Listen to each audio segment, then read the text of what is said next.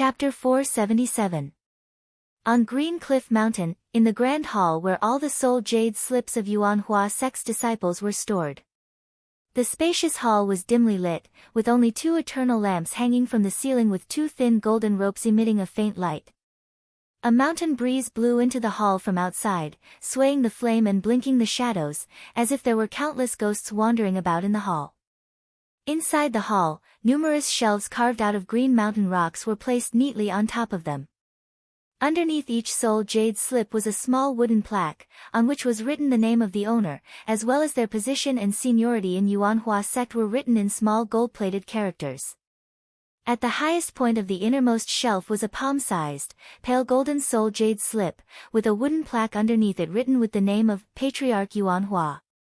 Originally, there were a few cells under Patriarch Yuan Hua's soul jade slip, but now, only 2 of them had a pile of broken soul jade slips, while the rest were empty.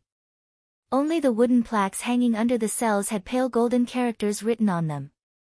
Patriarch Yuan Hua stood in the shadow, his body shivering as he stared at the 2 broken soul jade slips. His eyes were filled with tears, and 2 lines of blood ran from the corners of his eyes all the way to his chin. Blood and tears kept flowing down his cheeks. The few empty cells were the soul jade slips of a few of Patriarch Yuan Hua's former direct disciples. Yuan Hua sect had gone through several dozens of periods, and the few direct disciples whom Patriarch Yuan Hua regarded as his own children, whom he loved even more than his own sons, had fallen in the battles with other immortal sects, as well as the battles with other itinerant cultivators. Every time one of his disciples died, Patriarch Yuan Hua would feel a sharp pain in his heart, as if a knife was twisting with it. In the end, only Daoist Qi, who was honest and steady, and Daoist Min, who was smart and capable, but a little narrow-minded. After spending several dozens of periods together, Daoist Qi and Daoist Min had become the bones in Patriarch Yuan Hua's marrow, the flesh in his heart. As Patriarch Yuan Hua's cultivation of cultivating his qi and mind had become better and better, he had buried this little bit of romantic feelings in the depths of his heart. Over the years, the relationship between master and disciple seemed to have faded. But, when he suddenly saw the 2 soul jade slips, which were broken into pieces, he suddenly realized that his heart was broken as well. The last 2 direct disciples were gone. The personal disciple whom he had painstakingly trained for dozens of periods, who had spent more time with him than his own son, was gone. They were adopted by Patriarch Yuan Hua, who was only a nascent divinity cultivator at that time. They were brought up in a miserable state, and when Patriarch Yuan Hua built Yuan Hua sect, the last 2 personal disciples who gradually built the sect, they were gone. The shattering of the soul slip was a sign that the soul would scatter and vanish into nothingness. Daoist Qi and Daoist Min, the last 2 disciples of Patriarch Yuan Hua, were gone. Do you know that I've successfully refined that upper-grade immortal sword? It is a 7th-grade immortal sword, and it is more than enough to make my name resound throughout Puyo Heavenly Realm. No one will dare to offend Yuan Hua sect anymore. Yuan Hua sect is about to, no, it is already the strongest immortal sect in Puyo Heavenly Realm. In the future, we will leave Puyo Heavenly Realm and spread Yuan Hua sect's prestige to the other heavenly realms. Do you know that the opportunity for Yuan Hua sect to prosper is right before our eyes? With Zhang Li's bloodline of ancient gods, Green Cliff Planet will definitely become one of the few blessed lands with immortal veins among all the heavenly realms. The current Green Cliff Planet cannot even support the cultivation needs of a mid-grade heaven immortal. In the future, as long as all the energy veins on Green Cliff Planet are condensed and refined into immortal veins by the ancient divine power, one Green Cliff Planet will be able to provide all the immortal energy needed for the cultivation of 10 gold immortals. As long as either I, or any one of you, become a gold immortal, I'll be able to bring you under the tutelage of that senior. Do you know that senior is a primordial immortal? He is a primordial immortal. If we can become the disciples of a primordial immortal, perhaps, no, we will definitely become the overlord of Yuhua Heavenly Realm in the future. Those heaven monarchs and immortal monarchs of the celestial court will not even have the qualification to stand tall before us in the future. A bright future is right before our eyes. How could you die like this? Patriarch Yuanhua clenched his fists tightly and suddenly roared at the top of his voice, "Who gave you the courage to die like this? Without my permission, how dare you have your souls destroyed? How could he dare to die so cleanly like this? Not even a wisp of your broken soul was left behind, and I didn't even have the chance to search for your reincarnations. You, unfilial disciples." The air in the great hall suddenly became thick and heavy. Numerous invisible gusts of wind were twisting and turning in the hall like great pythons, producing strange howling noises. The great hall was shaking, and all the soul jade slips were trembling. A faint blood mist was seeping out of Patriarch Yuanhua's body, and a blood-red gleam that should never appear in his eyes was bursting out of his eyes. Patriarch Yuanhua's meditation technique, which he had cultivated for dozens of periods, had suddenly disintegrated. With the outbreak of the 3 separations and the birth of the 5 evils, the boundless resentment immediately attracted those heavenly demons who were hiding in the outer realms of the chaotic dimension. They were invisible and intangible, but possessed mighty divine abilities. Quietly, a wisp of fiend will fused with Patriarch Yuanhua's immortal soul. The blood-red gleam shrouding him grew stronger, and both his eyes, including the whites of his eyes, turned a frightening red. He clenched his fists tightly, and crackling noises could be heard coming from all the joints in his body. The 7th-grade immortal sword flew out with a threatening heatwave, and was caught in Patriarch Yuanhua's hand. An enormous amount of immortal energy was surging in his body. As the sword sensed the killing intent in Patriarch Yuanhua's heart, it could not help but let out a bloodthirsty cry. Suddenly, the sound of footsteps was heard coming from outside the great hall. Patriarch Yuanhua flipped his palm, and the immortal sword turned into a stream of flame and plunged into his forehead. The blood-red gleam shrouding him quickly retracted, and Patriarch Yuanhua's eyes regained their clarity. With hands clasped behind his back, he asked coolly, "Green Staff and Green Melon are here?" Just in time. Immortal Green Staff and Goddess Green Melon brought Patriarch Jiang Yun into the great hall. They walked quickly to the last shelf, and when they saw the 2 broken soul jade slips, Chi-Chi's body trembled. Immortal Green Staff dropped to his knees and howled, "Master, how could this happen? Grandmaster, wasn't Master in a secluded cultivation? How did this happen?" Patriarch Jiang Yun was so frightened that he dropped to his knees as well. He stared blankly at the 2 broken soul jade slips, which represented the souls of Daoist Qi and Daoist Min. His eyes were blank, and no one knew what was going through his mind. Laughing strangely, Patriarch Yuanhua walked slowly before Patriarch Jiang Yun, reached out his hand, and placed it on his shoulder. "Jiang Yun, what is the background of that disciple of yours, Wu Qi? Come, tell us in detail. Where did Wu Qi come from? Is he cultivating the energy unity technique that you taught him? Don't tell me that Wu Qi is able to fight against immortals with his cultivation base of nascent soul realm just by cultivating that lousy energy unity technique." Patriarch Jiang Yun cried out involuntarily, as if a thunderbolt had just struck his head. How is that possible? Ancestral Master? Could it be that the 2 ancestral masters, they were killed by Wu Qi? Immortal Green Staff sprung to his feet abruptly and roared, "Wu Qi? That scum who deceived his master and killed his ancestral master, he. Immortal Green Staff's eyes turned bloodshot as well. Suddenly, the corners of his eyes cracked, and 2 streams of blood tears rolled down his cheeks. Patriarch Yuanhua smiled faintly and said in a deep voice, "It was me who sent Chi'er and Min'er to kill Wu Qi. I even gave them the primordial gold talisman given by a senior to protect themselves.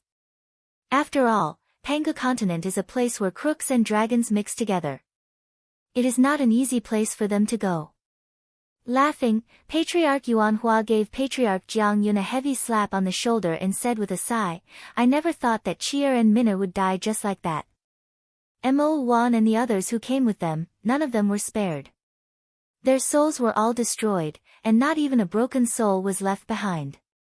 Immortal Green Staff's eyes went wide as he snapped, "Was it really Wu Qi who did it?" Goddess Green Melon cried out in alarm, "Why did Patriarch ask Master, Uncle Master, and others to kill Wu Qi? The couple exchanged a glance, then turned to look at Patriarch Yuanhua at the same time. Patriarch Yuanhua flipped his hand, revealing a soul jade slip lying in his palm. A startling crack could be seen running across it.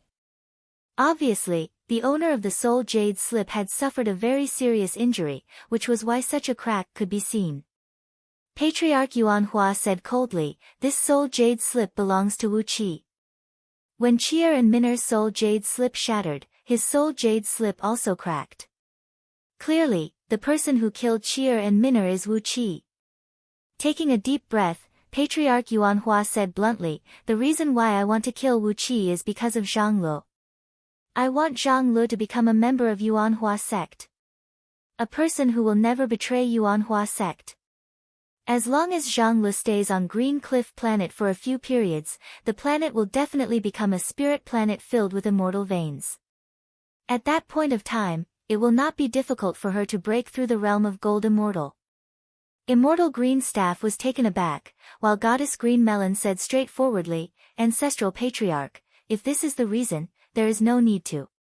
Patriarch Yuanhua interrupted Fairy Green Melon with a muffled snort, then said coldly, "Regardless of whether it is right or wrong, this is the result.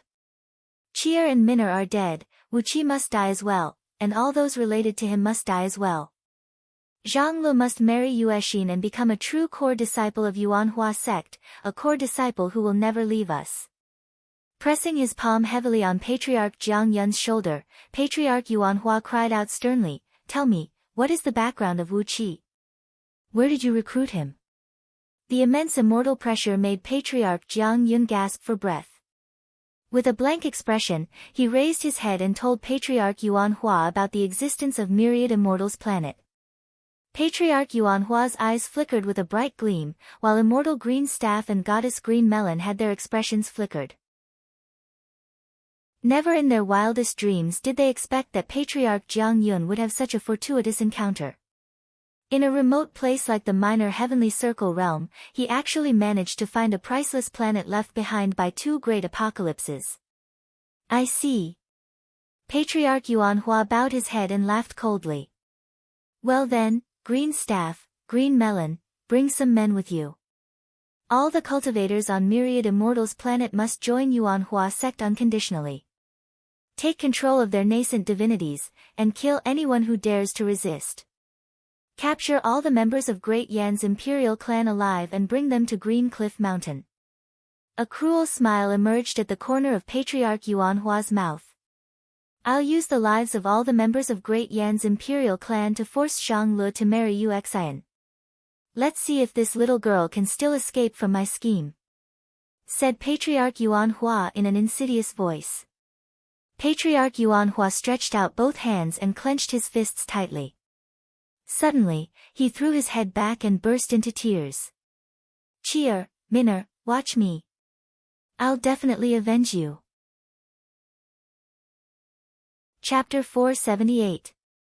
Amidst a forest on the island, Princess Zhang Lu sat cross-legged on a thin straw mat. A small incense burner was placed next to her, from which a wisp of green smoke was drifting out, driving away all the mosquitoes in the surroundings.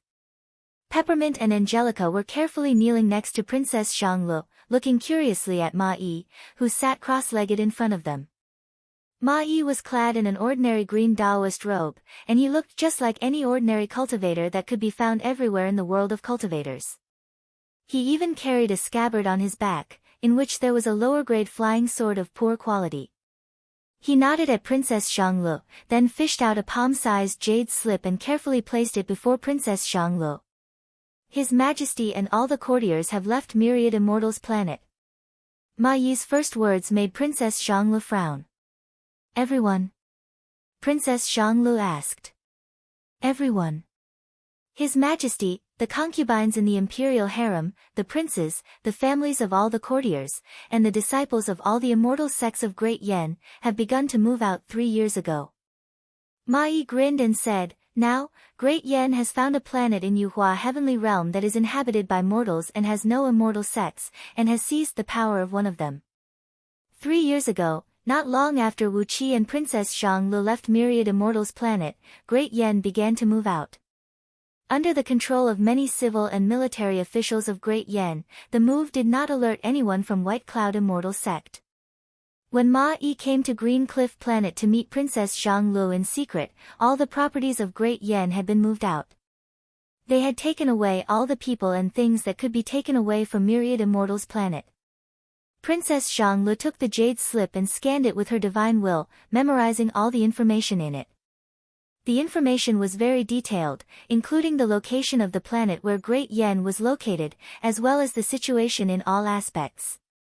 After memorizing all the information, Princess Zhang clasped her palm and shattered the jade slip. What about the other 5 dynasties? Princess Zhang asked after a moment of silence. Ma Yi grinned, nodded, and said, just like Great Yen, the other 5 dynasties have left Myriad Immortals Planet. Taking a deep breath, Ma Yi said, it's not a good feeling to live under someone else's roof. Now that all 6 dynasties have their own heaven immortals, they have enough overall strength to cope with the storms in the outside world. So, why should we still covet what little foundation we have on Myriad Immortals Planet? He smiled proudly and said, His Majesty said that no matter where we go, we can build a foundation that is millions of times larger than Myriad Immortals Planet. Myriad Immortals Myriad Planet is, and, of Myriad Immortals of. By planet, Myriad Planet. After a brief moment of pondering with a frown on her face, Princess Zhang asked, what is Grandpa trying to do? Ma Yi rubbed his hands. As Princess Zhang Li's confidant, he naturally knew what Yen Dan was trying to do. After a moment of hesitation, he looked at Princess Zhang and said, His Majesty said that since we can't live freely, we should live wildly. We will always be under the control of others, and we don't know when we will be crushed to death. So, we should build a great cause before we die. Ma Yi laughed dryly, then lowered his voice and said, His Majesty said that after being the emperor for over 2,000 years, the people in the dynasty are all ordinary people, and he's tired of it. Since we are going to go crazy, we should go crazy. Why don't we do something to the celestial court? His Majesty said, why can't he be the great celestial emperor who sits high above the celestial court? Princess Zhang frowned, twitched her lips, and said disapprovingly, with Great Yan's current overall strength, how dare he covet the throne of the great celestial emperor? Heaven Immortals, Gold Immortals, Primordial Immortals. How many people are in between? Without the cultivation base of Primordial Immortals, who dares to covet that throne?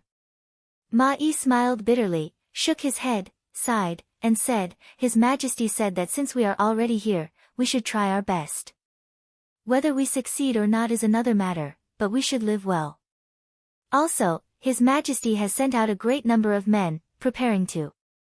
Before Ma Yi could finish his words, the green smoke rising from the incense burner next to Princess Zhang flickered abruptly. A tiny wisp of smoke spread out and transformed into a green smoke screen. Lights and shadows flickered within it, revealing the scene around the small island. High up in the sky, Zi Yuexin and a skinny, wretched and cunning-looking man were stealthily casting a restrictive spell, trying to break the restrictive formations Wu Qi had deployed around the small island. Ma Yi turned to look at Princess Zhang in surprise, his eyes filled with questions. This was Green Cliff Planet, the base of Yuanhua sect. As a disciple of Yuanhua sect, who dared to disturb Princess Zhang like this? If it were an outsider, it would be considered as a provocation to Yuanhua sect. If it were a fellow disciple of Yuanhua sect, it would be even more unreasonable. Such an action was not honorable, nor could it be considered as a friendly gesture between fellow disciples. Princess Zhang Li's face darkened abruptly. She slapped the ground with both palms and sprung up into the sky, riding a 5-colored cloud and flying up into the sky. She recognized Zi Yuexin. She was the person who harassed her a few days ago, and was nearly killed by her heavenly thunder. She rushed straight out of the defensive circle of the formation and came before the 2 men, scolding coldly, What are you trying to do by sneaking around? Both Zi Yuexin and the man were taken aback. A ball of bright light burst out from Zi Yuexin's body to protect her, while the man spun in midair. A clump of purple smoke rose from behind his back, within which was a soul shadow shaped like a loach swaying. In just a blink of an eye, the man had fled several miles backward. Clang! Suddenly, Catfish Flood Dragon appeared before the man with a blink, carrying the huge hammer in her hand. The huge hammer came smashing down with a whistling sound. The man gave a strange cry, then pulled out a tiny dagger and slashed it across the air. Surprisingly, the tiny dagger did not seem to be in a disadvantageous position when it collided with the hammer. Sparks flew from the dagger, and a deep cut was left on the hammer, nearly causing half of the hammer to fall off. Both men staggered a few steps back at the same time. "Hey, little guy, you have such a strong strength!" Catfish cried out in surprise. The man gasped for a few breaths, then chuckled and said, "Big fish demon, I think your body is weak, and your strength is too little, right? TSK, why are you shouting about fighting and killing in such a beautiful scene? Hee, I think your hammer is hollow, right?" The man's words were filled with hostility, which made Catfish Flood Dragon's eyes go wide. She was about to strike again in a fit of rage. Suddenly, a large cloud of water rose from the surface of the ocean down below, as Lord Xianqing rushed up into the sky with over 1,000 huge sea demons. The bodies of these sea demons, who were still absorbing the essence of the sun and moon in the formation a moment ago, were shrouded in a layer of strong silver light, which made them look even more mighty and extraordinary. Carrying huge weapons of the same size, they gave off a mighty air. Zi Yuexin kept shaking his head. With a cheeky smile on his face, he looked at Princess Xianglu, who looked angry, and said, "Miss Zi Xian, why do you have to scare me? I don't have any evil intention in coming here, I really don't have any evil intention. We met a few days ago, and I can't forget you, Miss Zi Xian. I'm always thinking about you." Upon hearing Zi Yuexin's words, Princess Zhongli's face turned even stiffer and colder, as if a layer of frost could be scraped off her face. "Who are you? How dare you keep thinking about me?" she asked coldly. She pointed her finger out, and a 5-colored cloud flickered on her fingertip. Princess Zhongli was going to summon the heavenly thunder to beat Zi Yuexin into a daze, just like what she did that day. Right at this critical moment, an immortal pressure suddenly pressed down from the sky, and Patriarch Yuanhua's voice was heard coming from a very far distance, "Zi Xian, I've decided that you will marry Yuexin. This is a good fate, and you must not miss it. In the future, your child will be the next sect leader of Yuanhua sect. It's decided. When I send someone to invite your grandfather, father, and all your relatives to Green Cliff Planet, I'll let you marry each other." Princess Zhongli was suffocated by the tremendous immortal pressure. Although her fingertip was flickering with bright lights, she still could not summon the heavenly thunder. When Zi Yuexin saw that Princess Zhongli could not move, his lust was aroused. He came before Princess Zhongli and reached out his hand to touch Princess Zhongli's face. While doing so, he smiled and said, "Miss Zi Xian, a talent like you should never be held back by a common man." Princess Zhongli's face turned purple with anger. She tried her best to circulate the divine energy in her body, but the gap between her and Patriarch Yuanhua was just too huge. There was no way she could break free from the suppression of his immortal pressure. Patriarch Yuanhua intended to force Princess Zhongli. His immortal pressure came from afar, pressing down on Princess Zhongli like a great mountain. Seeing that Zi Yuexin's hand was about to touch Princess Zhongli's, Lord Xianqing gave a furious roar and threw the halberd out, which transformed into a purple thunderbolt and shot towards Zi Yuexin. "Take your filthy hand off me, you thief!" Lord Xianqing bellowed furiously. Zi Yuexin did not give Lord Xianqing another look. A great force came from the void and smashed Lord Xianqing's halberd into pieces. Behind him, the bodies of over 1,000 sea demons, who had grown to a certain level, exploded at the same time. Their flesh and blood fell from the sky, but were blocked by the restrictive spells automatically generated by the island's defensive formation. Then, a great number of thunderbolts came shooting from all directions and turned the flesh and blood into smoke. Lord Xianqing coughed up a mouthful of blood as well, and was thrown into the ocean by the great force. He did not float up for a long time. Catfish cursed angrily. She picked up the hammer and smashed it toward the man. Noticing that Catfish Flood Dragon's overall strength was on par with his, the wretched-looking man grinned and teased her with words while waving the little dagger, aiming it viciously at Catfish Flood Dragon's vital spots.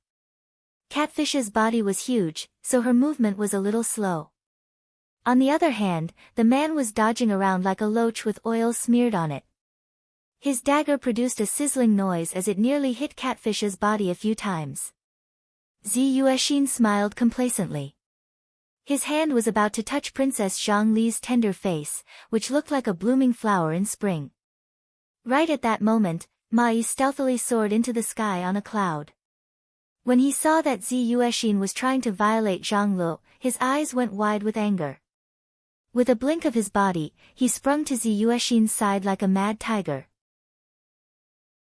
A beam of red light flashed, and suddenly, an 18-feet-long machete appeared in Ma Yi's hand. With a flash, it sliced Zhi Yuexin into two halves. A ghostly howl was heard coming from the machete, as a dozen bloody fiend shadows squeezed out of it, grabbed Zhi Yuexin's soul and dragged him into the machete.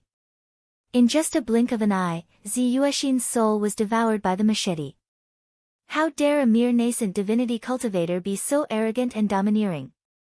I'm also a heaven immortal now. Ma Yi threw his head back and laughed wildly, then grabbed Princess Zhonglu and fled into the island. Catfish Flood Dragon left the man and quickly followed Ma Yi into the small island. Lord Xiansheng, who was thrown to the bottom of the ocean, did not need anyone to remind him. When he saw Zhi Yuexin was killed, he quickly plunged into the island through the channel Wu Qi had specially prepared for him. XNR. A miserable howl rang out in the void, as Patriarch Yuanhua suddenly appeared out of nowhere, his body glinting with a strong blood-red light. Chapter 479. Feeling the wounds on his body, Wu Qi smiled happily. Every time he passed by a city on the prairie, a fiend's shadow would flash out of his body. The celestial fiend puppet casually transformed into the appearance of a mortal, walking slowly towards the city together with Wu Qi. As an elite of scouting office, Yan Bugue did not need to do anything to stir up his emotions. His tears rolled down his face just a little bit slower than Wu Qi's. Elder Brother Wu, I didn't expect that we would meet again here alive. Where have you been all these days? When Patriarch Yuanhua personally picked up the cudgel and smashed the warmth in Wu Qi's heart, the part of Wu Wang's experience and knowledge that had fused with Wu Qi's soul was finally awakened. The part of Wu Wang's soul was no longer Wu Qi's appendage, but had truly become a part of Wu Qi. Wu Qi and Yan Bugue hugged each other and wept bitterly. The ox cart had slowly come to a stop, and the youths leaped down from the pile of hay, looking curiously at Wu Qi. There was no distinction between good and evil, no justice and evil, no mercy and compassion, no tender affection. It was just a plain truth: the strong would win, and the weak would be like those people killed by Wu Qi. Even their bones could be used to beat drums. With the overall strength, Supremacy 3 Flame could slaughter Miao Hu and the other officers and soldiers of Yu Dynasty, exchanging their heads for bloody contribution points, spirit herbs, and immortal items. With the overall strength, Feng Qingya could openly lead an army to commit treachery and wait quietly outside Myriad Herbs Hall, waiting for the last lucky man to appear. While walking forward in a daze, Wu Qi suddenly recalled Wu Wang's words. In the end, Wu Qi was just a young man who was in his early 20s. Even though he had killed countless people, he was still full of longing and hope for the world.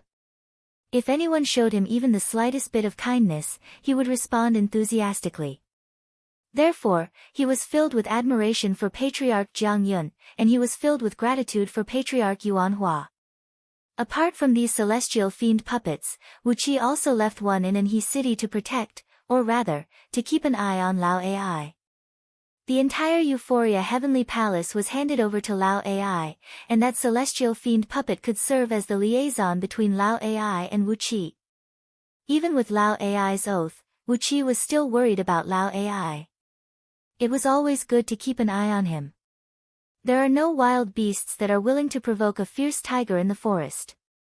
Because ferocious tigers were cruel and vicious. If you provoked them, they would kill you.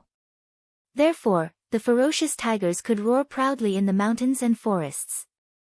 That was the prestige of generations of ferocious tigers smeared with blood. It was the same for human beings.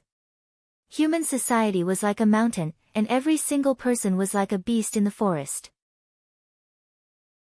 If you don't want to be eaten, you have to be a fierce tiger in this forest. With the overall strength, Feng Qinggu could do whatever she wanted without any scruples. Even if Wu Qi was just an innocent passerby, she could still order him to be killed. Yan Bugui grabbed Wu Qi's hand and pulled him into the village.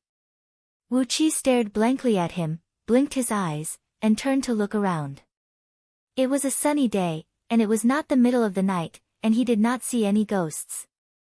Obviously, the young man running toward him was the leader of Great Yan's scouting office, Yan Bugui, an imperial relative of Great Yan. This was a dark forest where the strong preyed on the weak. Here, there was only one kind of people who could survive, heartless people. Step by step, Wu Qi walked forward with his eyes narrowed and a smile on his face. Zi Xian, it will take me over 3 years to get back to Green Cliff Planet. Daoist Qi and Daoist Min are dead, and their soul jade slips are broken. Patriarch Yuan Hua will definitely kill you as soon as possible. Wu Qi walked forward step by step, his blood dripping to the ground. He murmured to himself, I can't make it back in time. You can only rely on yourself. If you can escape, I'll kill Patriarch Yuan Hua to avenge you. You can't escape, and if anything happens to you, I'll definitely wipe out everyone in Yuan Hua sect.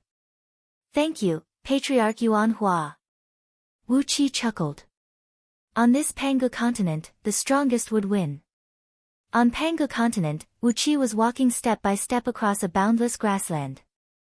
Wu Qi rushed before Wu Qi and gave him a tight hug, then brought his mouth close to Wu Qi's ear and whispered, I'm Hubugue now, the Hubugue whose hometown was destroyed by the flood, and who came here to settle down.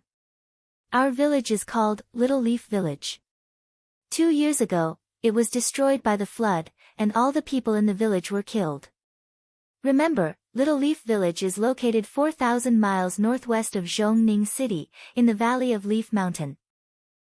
I've been here for over a month. Wu Qi brought his mouth close to Yan Bugui's ear and whispered, apart from you, who else is there? There happened to be a village on the side of the road. The pain on Wu Qi's chest and shoulder was very severe. He took a deep breath and gave the village a glance, then continued walking forward. Right at this moment, an ox cart came along the dirt road that led to the village, dragging a cart full of straw. A few burly young men were seen sitting on top of the tall pile of straw, talking and laughing. This grassland was the territory of Zhong Province. As long as he could get to Zhongning City, the administrative center of Zhong Province, he would be able to follow the map given by Supremacy 3 Flame and head to the dark abyss of the Northern Ocean. According to the Scroll of Stealing, there was a stream of innate yang energy in the dark abyss, and it was what Wu Qi needed the most right now. Step by step, Wu Qi walked forward, feeling the severe pain that kept coming from his body. Yet, he was smiling cheerfully. There were still over 4,000 miles before he reached Zhongning City, and Wu Qi planned to finish the journey on foot. This was a trial for Wu Qi, a comprehensive examination of himself. Or, in other words, a trial for himself. With one arm dangling from his shoulder, swaying like a broken hemp rope, Wu Qi murmured under his breath, Patriarch Jiang Yun, don't let me down. If you obey Patriarch Yuan Hua's order, holding Great Yan's imperial clan hostage to force Zi Xian to marry you, then there will be no White Cloud immortal sect under the heaven. I'll kill every single one of your clan members. Yan Bugui lowered his voice and cried, His Excellency Su Qin is personally commanding the army, and he is the one who found out the information about Little Leaf Village. The first batch of scouting office that infiltrated Pangu continent consisted of 1,000 men. Damn it, the travel fee to come here is too expensive. Wu Qi turned to look at those young men, and he was struck dumb instantly. In addition, Reverend Li Yang would be visiting in He City in a few years, seizing the foundation of this land of 1 million miles in circumference. Wu Qi did not plan to spare Reverend Li Yang easily. Even though he knew the map of the dark abyss of the Northern Ocean, there were still many things that he urgently needed from Reverend Li Yang. Therefore, the two celestial fiend puppets who served Taoist Yun Zong had to stay in Greenwood Mountain. There was no mercy, no tenderness, no justice, and no kindness. Anxiety was torturing Wu Qi's heart. He was worried about Princess Zhang Li's current situation, whether Great Yan would be implicated, and whether his good friends, such as Lu Qingfeng, would be in danger because of this incident. He suddenly realized that he already had too many concerns. In this world, he had too many things that he couldn't let go. Now that he had picked them up, he could not let them go. Therefore, Wu Qi's heart was throbbing with pain, as if it was being burned by a raging flame. Step by step, Wu Qi walked past one city after another, and then one village after another. The young man blinked his eyes rapidly as he ran towards Wu Qi. The wound on his chest had been slightly treated, and the broken bones and muscles had been regenerated. However, Wu Qi did not pay any attention to the rest. His chest was a mess, with dirty blood dripping down one drop at a time. He did not deal with the broken arm. Instead, Wu Qi just wrapped a dirty white cloth around his shoulder, then continued walking forward with a swaying gait. With the overall strength, Reverend San Lu could force Hidden Heart to move out of the temple where he had lived for several hundred years. Gradually, the staggering pace became stable. Wu Qi's steps became as precise as if they were measured by a ruler. Each step was of the same size, and he walked straight towards Zhongning City in a straight line. Each step was firm, as if each step was going to leave a deep mark on the surface of Panga continent. Among the young men on the haystack, a particularly burly young man sprung up abruptly, somersaulting and landing on the ground. Laughing out loud, he rushed towards Wu Qi and said, "Wu, elder brother Wu, why are you here? Heaven bless me, you have escaped from the flood as well. How did you get yourself wounded like this? I won't let the people around me fall into such a dangerous situation again. Zhang Lu is the woman I love, and I won't let anyone have the courage to covet her, and everything around me." Wu Qi stuck out his chest. Vaguely, when he walked, he looked like Wu Wang. With the overall strength, Patriarch Muji and Arhat Wrath could invade Anhe City and make this piece of land belong to the immortal sect. I love this damned world. Looking at the sky, Wu Qi suddenly laughed and said, I love this damned world. But, what made him feel worse was not the wounds, but Wu Qi's heart. Taoist Qi had been ordered to kill him for the innate divine ability inherited from Princess Zhang Li's bloodline, which could turn something rotten into something magical. The blatant act of seizing by force had once again brought Wu Qi face to face with the real world of immortal cultivators. He had left the energy-rotting ghost mushroom and bone-rotting and corpse worms to the celestial fiend puppet. Wu Qi was preparing to give Reverend Li Yang a surprise. As long as he was here, the surprise would definitely appear. Master. Wu Qi repeated Wu Wang's name under his breath, carefully recalling every word Wu Wang had told him. With the overall strength, Patriarch Greenheart and the others could kill and loot at will in Qing Su Immortal Pass, and even set up unspoken rules to distribute the loot. The wounds on his body were very painful. After traveling for over 2 months, Wu Qi finally saw the lofty city wall of Zhongning City on the horizon ahead of him. With the overall strength, Wu Qi could plot against Euphoria Heavenly Palace and seize their foundation in Anhe City. After a long while, Wu Qi nodded and said, It's true, I really love this place. In the world of immortals, the strongest would win. Along the way, Wu Qi had released all his celestial fiend puppets to these cities. The only instruction he gave these celestial fiend puppets was to survive in these cities, and develop their overall strength and power. They could do whatever they wanted, as long as they kept developing themselves and waiting for Wu Qi's call. Wu Qi squeezed his eyes, and suddenly tears rolled down his cheeks. He hugged Yen Bugue with one arm and cried out, Brother Bugue, I finally get to see you again. Boo-hoo, why did you come here? In my heart, I really miss all of you. Chapter 480. The village was really small, surrounded by pastures and farmlands. On both sides of a dirt road that was less than half a mile long, there were some randomly built wooden houses and thatched cottages. These were the only buildings in the village. Looking into the distance from the spacious spaces between the houses, there were some houses and barns scattered around the pastures and farmlands. However, the heart of the village was the less than 200 houses on both sides of the dirt road. Wu Qi followed Yan Bugui on the muddy road. When he was walking slowly along the road alone, he didn't notice the wind and rain outside. No matter if it was a puddle of sewage or mud, cow dung or dog poop, he would step on it. But now, Wu Qi noticed the mud on the dirt road, and felt that walking on the mud with his bare feet was not a good feeling. A flock of hens, led by a rooster, slowly walked over from the other side of the road. The crown-crowned rooster raised its head proudly, like a human monarch patrolling its territory. Its eyes swept across Wu Qi with disdain, not even pausing on Wu Qi for a second. Wu Qi walked past the proud rooster. Two hens clucked and flapped their wings as they ran past him. Their wings brushed against Wu Qi's bare calves, giving him a sense of life. The energy in his body, which had been dormant for over 2 months, began to flow again. The powerful green and water energies, which contained a strong life force, kept surging into his body. Wu Qi's external injuries still looked horrible and hideous, but the internal injuries in his body were healing at an incredible speed. His lungs, which had been severely damaged, were itching. This was the regenerating of new lung tissues. The itch made Wu Qi want to cough, but he forcibly stopped himself from doing so. His ribs were still full of cracks. A few sneezes or coughs at this moment would be fatal. Why torture himself? Yan Bugui greeted the people in the village with a smile on his face. The people here were as simple as the soil in the ground. They were gentle and quiet, and their humble bodies contained a tenacious heat. Wu Qi could sense the life force in their bodies, including a few old men who were sitting in the front yard, twisting hemp ropes. However, it was as strong as the life force in his body. This village is not bad. Wu Qi praised. Yan Bugui's mouth twitched and he scolded in a low voice, "Someone doesn't see it that way."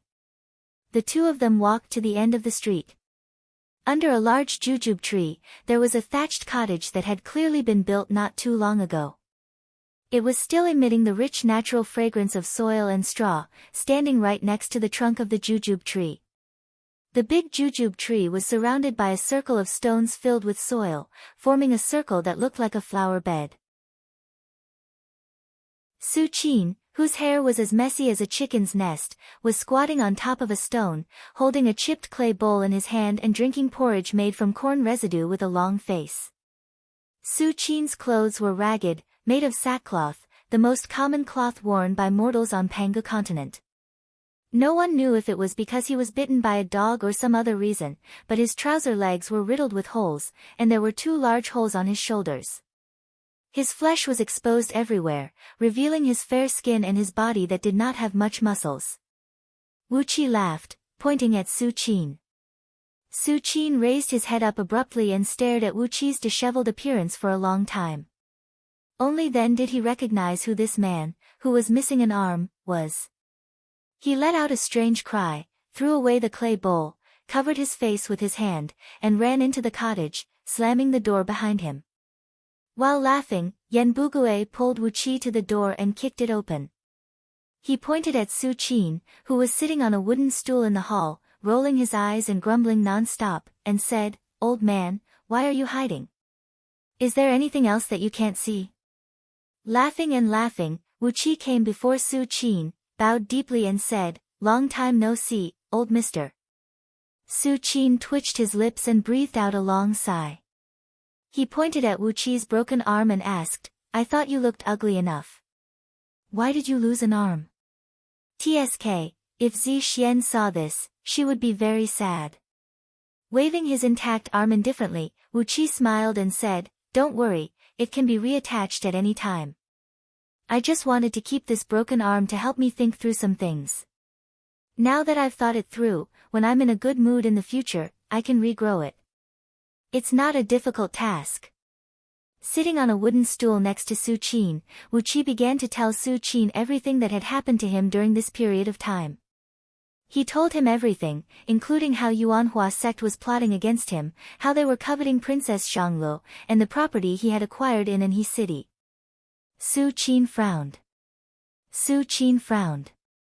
He pondered for a long time before gently clapping his left hand. A whirlwind suddenly emerged from the ground, from which came a short young man. He dropped to one knee respectfully before Su Qin and said, "Greetings, Prime Minister."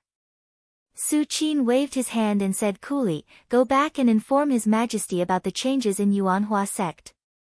If Princess Xianglu is fine, help her leave Green Cliff Planet. If Princess Xianglu has been harmed by them, ask the few old fellows who stayed there to think about how to wipe out Yuanhua sect for revenge." The short young man answered. With a spin, he transformed into a whirlwind and sped away. Patting his ragged pants, Su Qin turned to Wu Qi with a dry smile and said, "It's done. Just like what you thought, it's meaningless to send this news back. It will take me over 3 years to go back, and everything will be settled by then. But at least, we have to make this move." Wu Qi nodded and said, "With a few old misters there, I can be at ease." Although his words sounded nice, Wu Qi kept staring at Su Qin with a pair of shifty eyes, sizing up the holes on Su Qin's clothes from top to bottom. Su Qin's face turned blue with anger. He twitched his mouth and turned his head away, ignoring Wu Qi. Wu Qi refused to let Su Qin off the hook. Intentionally or unintentionally, he kept asking Su Qin how he ended up like this. But Su Qin just clenched his teeth and refused to answer. How could he explain to Wu Qi? Yan Bugue was amused by the scene, and quickly told Wu Qi about Su Qin's embarrassing story. Su Qin was the chief commander of the 1,000 elites Great Yan sent to infiltrate Panga continent.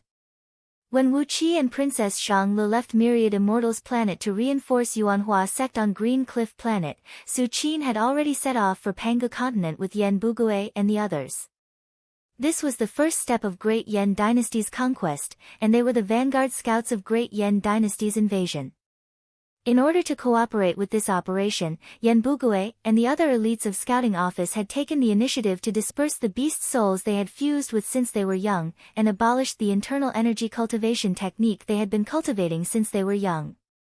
They only relied on mystic medicines to preserve their strong muscles and bones, as well as the strength they had tempered. Su Qin had transcended his heavenly tribulation and attained the cultivation base of Heaven Immortal.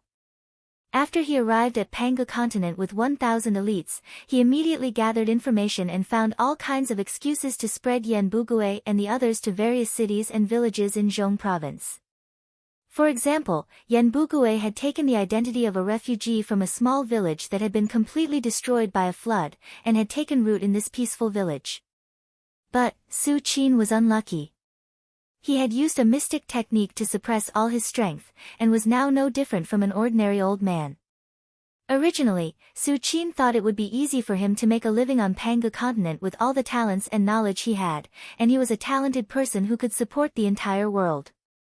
Therefore, he could travel around, instructing Yan Bugue and the others in their spying work, and gathering all kinds of information at the same time. Mingling in the streets was the best way to find all kinds of sources of information. Therefore, Su Qin disguised himself according to his over 2,000 years of life experience. For the first time, he disguised himself as a teacher, preparing to teach in a city in Zhong province. Little did he know that Yu did not have the occupation of a teacher at all. The sons of the wealthy and noble clans were taught all kinds of knowledge by the great oracles of the Directorate of Celestials, but how could ordinary people have the time to learn those complicated scripts? After suffering a heavy blow, Su Qin disguised himself as a traveling physician for the second time. He was a peerless genius, and he had a very strong attainment in the field of medicine, so he could even do things like open abdomen and dissection. But the people on Panga continent never knew what a traveling physician was. If they were sick, the oracles of the Directorate of Celestials would give them medicine, and there was no need for an unlicensed traveling physician like him. Therefore, Su Qin clenched his teeth and picked up a bamboo pole, hanging the pretense of being an ironclad fortune-teller, and prepared to deceive the ordinary people with his glib tongue to earn some money. However, the business of fortune-telling was also monopolized by the Directorate of Celestials. Su Qin was nearly caught by the great oracles of the Directorate of Celestials in Zhongning City. Fortunately, he was fast enough to slip out of the city. Is there a fourth time? Upon hearing Su Qin's embarrassing story, Wu Qi laughed so hard that his stomach hurt. He quickly asked Su Qin about what happened these days. Su Qin breathed out a long sigh, then turned to Wu Qi with a sad face and said, "The fourth time was the day before yesterday. I disguised myself as a traveling Taoist, and found a few rich children with good innate talents near Zhongning City. I wanted to take them as my disciples, and settle down in their homes. But..." Su Qin clenched his jaw and said, "When the people on Panga continent heard that I'm an immortal, they immediately reported it to the government of Diyu. In order to catch me, who might be an immortal cultivator, they sent an army of 8,000 soldiers to besiege me." That's an army of 8,000 soldiers. Don't they have to spend money to eat and drink? Wu Qi looked at Su Qin with a pitying look. The smile in his eyes was so obvious that anyone could see it. Wu Qi breathed out a long sigh and said, "Panga continent is completely different from outer heavenly realms. Immortal cultivators rarely enter the cities, as they would be killed by the soldiers of Yu dynasty. It is not that easy to take root on Panga continent." With a flip of his palm, Wu Qi produced a dozen drops of Ganoderma immortal spirit liquid, wrapped them in xian bing, and gave them to Su Qin. "Old mister, this is the essence of the spirit liquid left behind by a Ganoderma immortal after he failed his tribulation. Every drop can save a life." After a brief moment of pondering, Wu Qi suddenly slapped his thigh and said with a smile, "If you are talking about sneaking into Panga continent, I do have a good plan. And He City will come in handy." Su Qin raised his brows, smiled knowingly, and said, "Are you planning to use He City as a stepping stone?"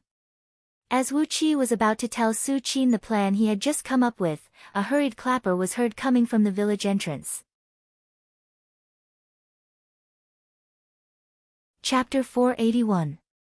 Wu Qi, Su Qin, and Yan Bugui were struck dumb when they heard the jarring sound of the clapper, which was obviously made from a bamboo joint. They had never encountered something like this before. Although the sound of the clapper was jarring, it was not mixed with any murderous intent. Instead, it was filled with a sense of laziness. None of them knew what it meant. Suddenly, someone cried out from outside the courtyard, "Brother Hu, are you there? Someone from the government is here. Quickly gather at the entrance of the village." Wu Qi turned to look at Su Qin. Su Qin waved his hand and said, "I'm not going. I'm an old homeless man whom Brother Hu Bugui picked up in the wilderness. I'm seriously ill and have yet to fully recover. How could I have the time to meet the government?" Shaking his head, Su Qin twitched his lips and said with a lingering fear, "This Panga continent is too strange. I've had a few encounters with the government, and each time, I was chopped down by a sword.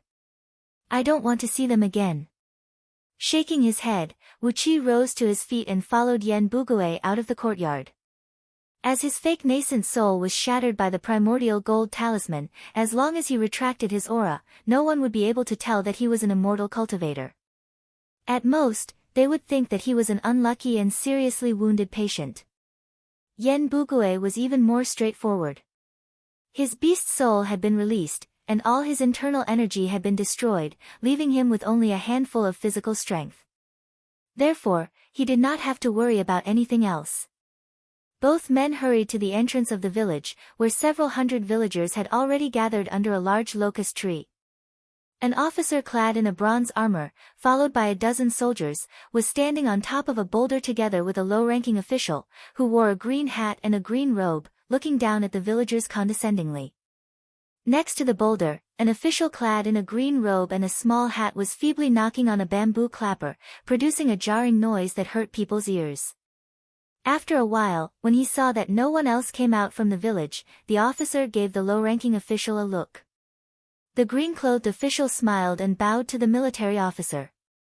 He puffed out his chest and called out to the villagers below, "My fellow villagers, it's good news. The punishment court of Zhong province is looking for more soldiers, and this time, our village has been allocated 10 soldiers."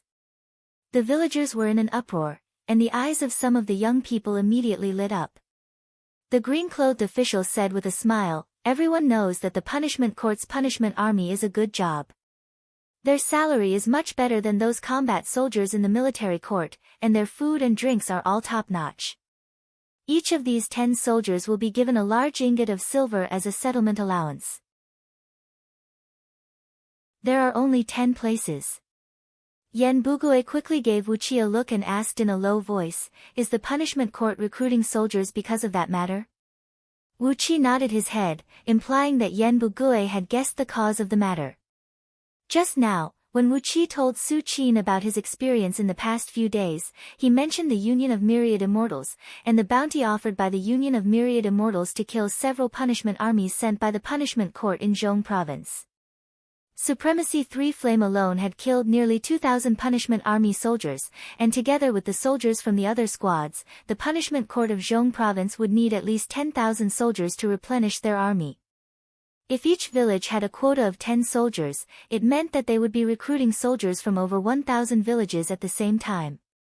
Looking at the commotion in the crowd, the green-clothed official smiled again and said, "Everyone, you have to know that joining the punishment army is a great opportunity for you to reach the sky in a single bound. You will be able to cultivate the body tempering technique secretly passed down in the army, and if you can achieve some success in your cultivation base, it goes without saying that you will be able to strengthen your body. When you retire from the army and return to the village, TSK, the village will surely prosper. If you make a meritorious service and get promoted to a general, perhaps one of you will be conferred the title of Marquis in the future, and you will have the status of a Marquis for generations to come." The green-clothed official was eloquent, as he kept exaggerating the benefits of joining the punishment army. Suddenly, the crowd parted, and several dozens of young men from the villages rushed out at the same time. "Your Excellency, we are willing to join the punishment army." Wuqi frowned slightly. At the same time, Su Qin's voice came into his and Yen Bugui's ears, "Bugui, go. Join the punishment army." Without hesitation, Yen Bugui stretched out both arms and parted the villagers in front of him. "Your Excellencies, I, Hu Bugui, am also willing to join the punishment army. My family is ruined, and I have nothing but strength. I'm willing to fight for a better future." The officer nodded satisfyingly. His sharp gaze swept across Yen Bugui and those young men, then he pointed his finger at Yen Bugui, who was the strongest among them, and whose muscles could be clearly seen. "This man, you are Hu Bugui, am I right? Come, find a rock and lift it up." Yen Bugui tied the hemp rope tied around his waist, then strode over to a 6 feet square rock that weighed approximately several thousand kilograms under a large locust tree. He bent down, gripped the edges of the rock tightly with both hands, and gave a loud roar. His face turned purplish-red from the exertion. A series of cracking noises came from the joints of his body. The ground slightly shook, and the huge rock was lifted up by Yen Bugui. He slowly straightened his arms and lifted the rock high above his head. Chi-Chi, who was standing next to him, fell silent. Then, several hundreds of villagers cried out in praise, "Bravo!" Wuqi turned to look at those villagers with a smile on his face. A few of them were strong and beautiful, as hot as the wild roses in the fields. Their gazes were fixed on Yen Bugui's body like flames. All of a sudden, one of the girls shouted, "Brother Hu, good job. Wow, you have such great strength." Yen Bugui laughed as he walked around with the rock in his hand, then threw it forcefully to the ground. A loud boom rang out as the rock smashed into the ground, creating a huge pit about 1 foot deep, and sending mud flying over 10 feet away. The officer clapped his hands and said with a smile, "Good, good. You are Hu Bugui, right? Good, with this innate divine strength, you will have a bright future in the future. Wonderful. I never thought I could find a brave man like you today."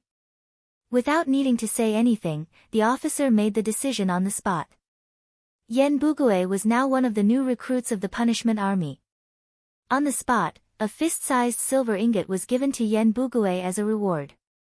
It was the settlement allowance for Yen Bugue.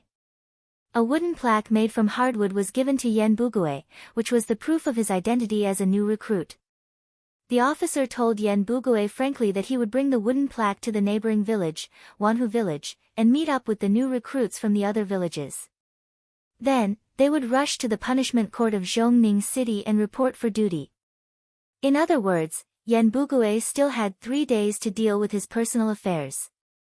In fact, there was nothing much for him to deal with in this village. In front of so many villagers, Yen Bugue handed over the settlement allowance to the village chief of this village, asking him to take care of his house and farmlands during the period of his enlistment in the army. The house was painstakingly built by Yen Bugue over the past few days, and the fields were also painstakingly cultivated by him.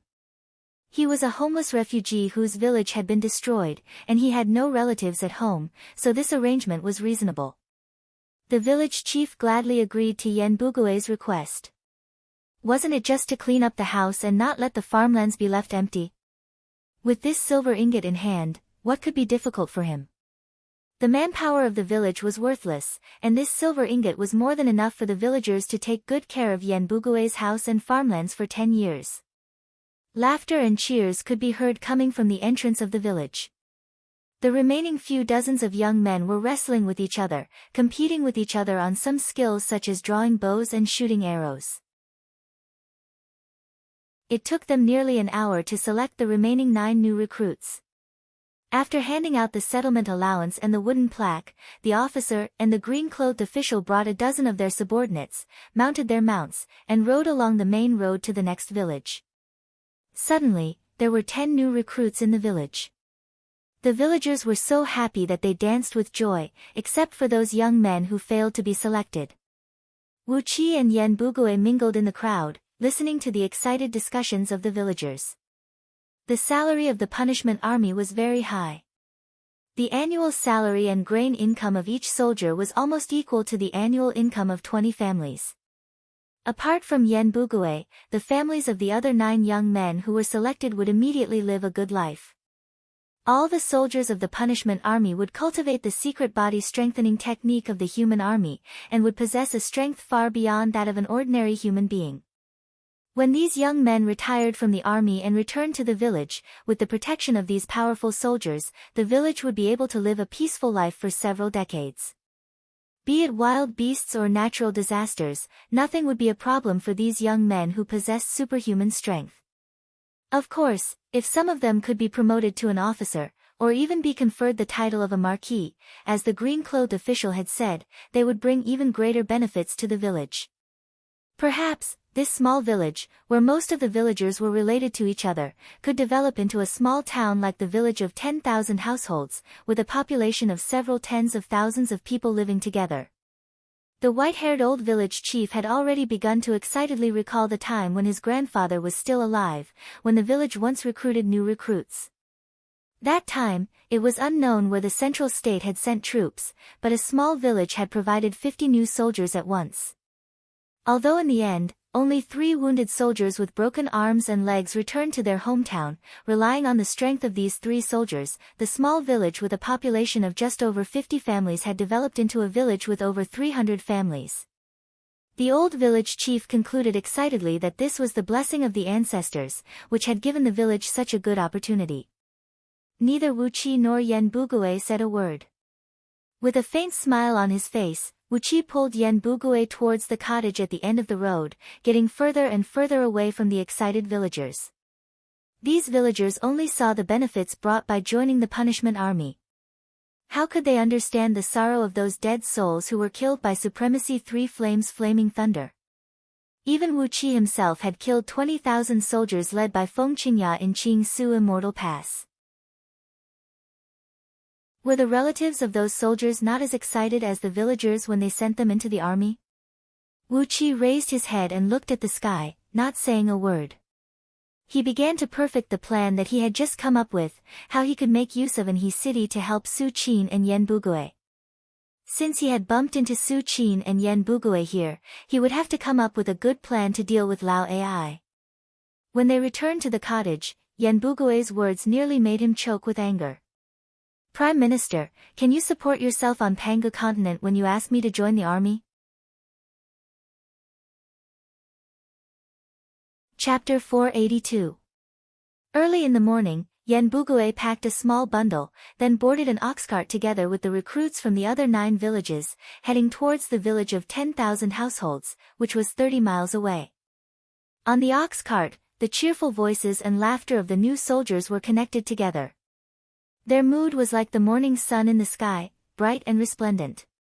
Only Yan Bugue was sitting on the shaft of the cart, smiling as he turned and waved at Wu Qi and Su Qin.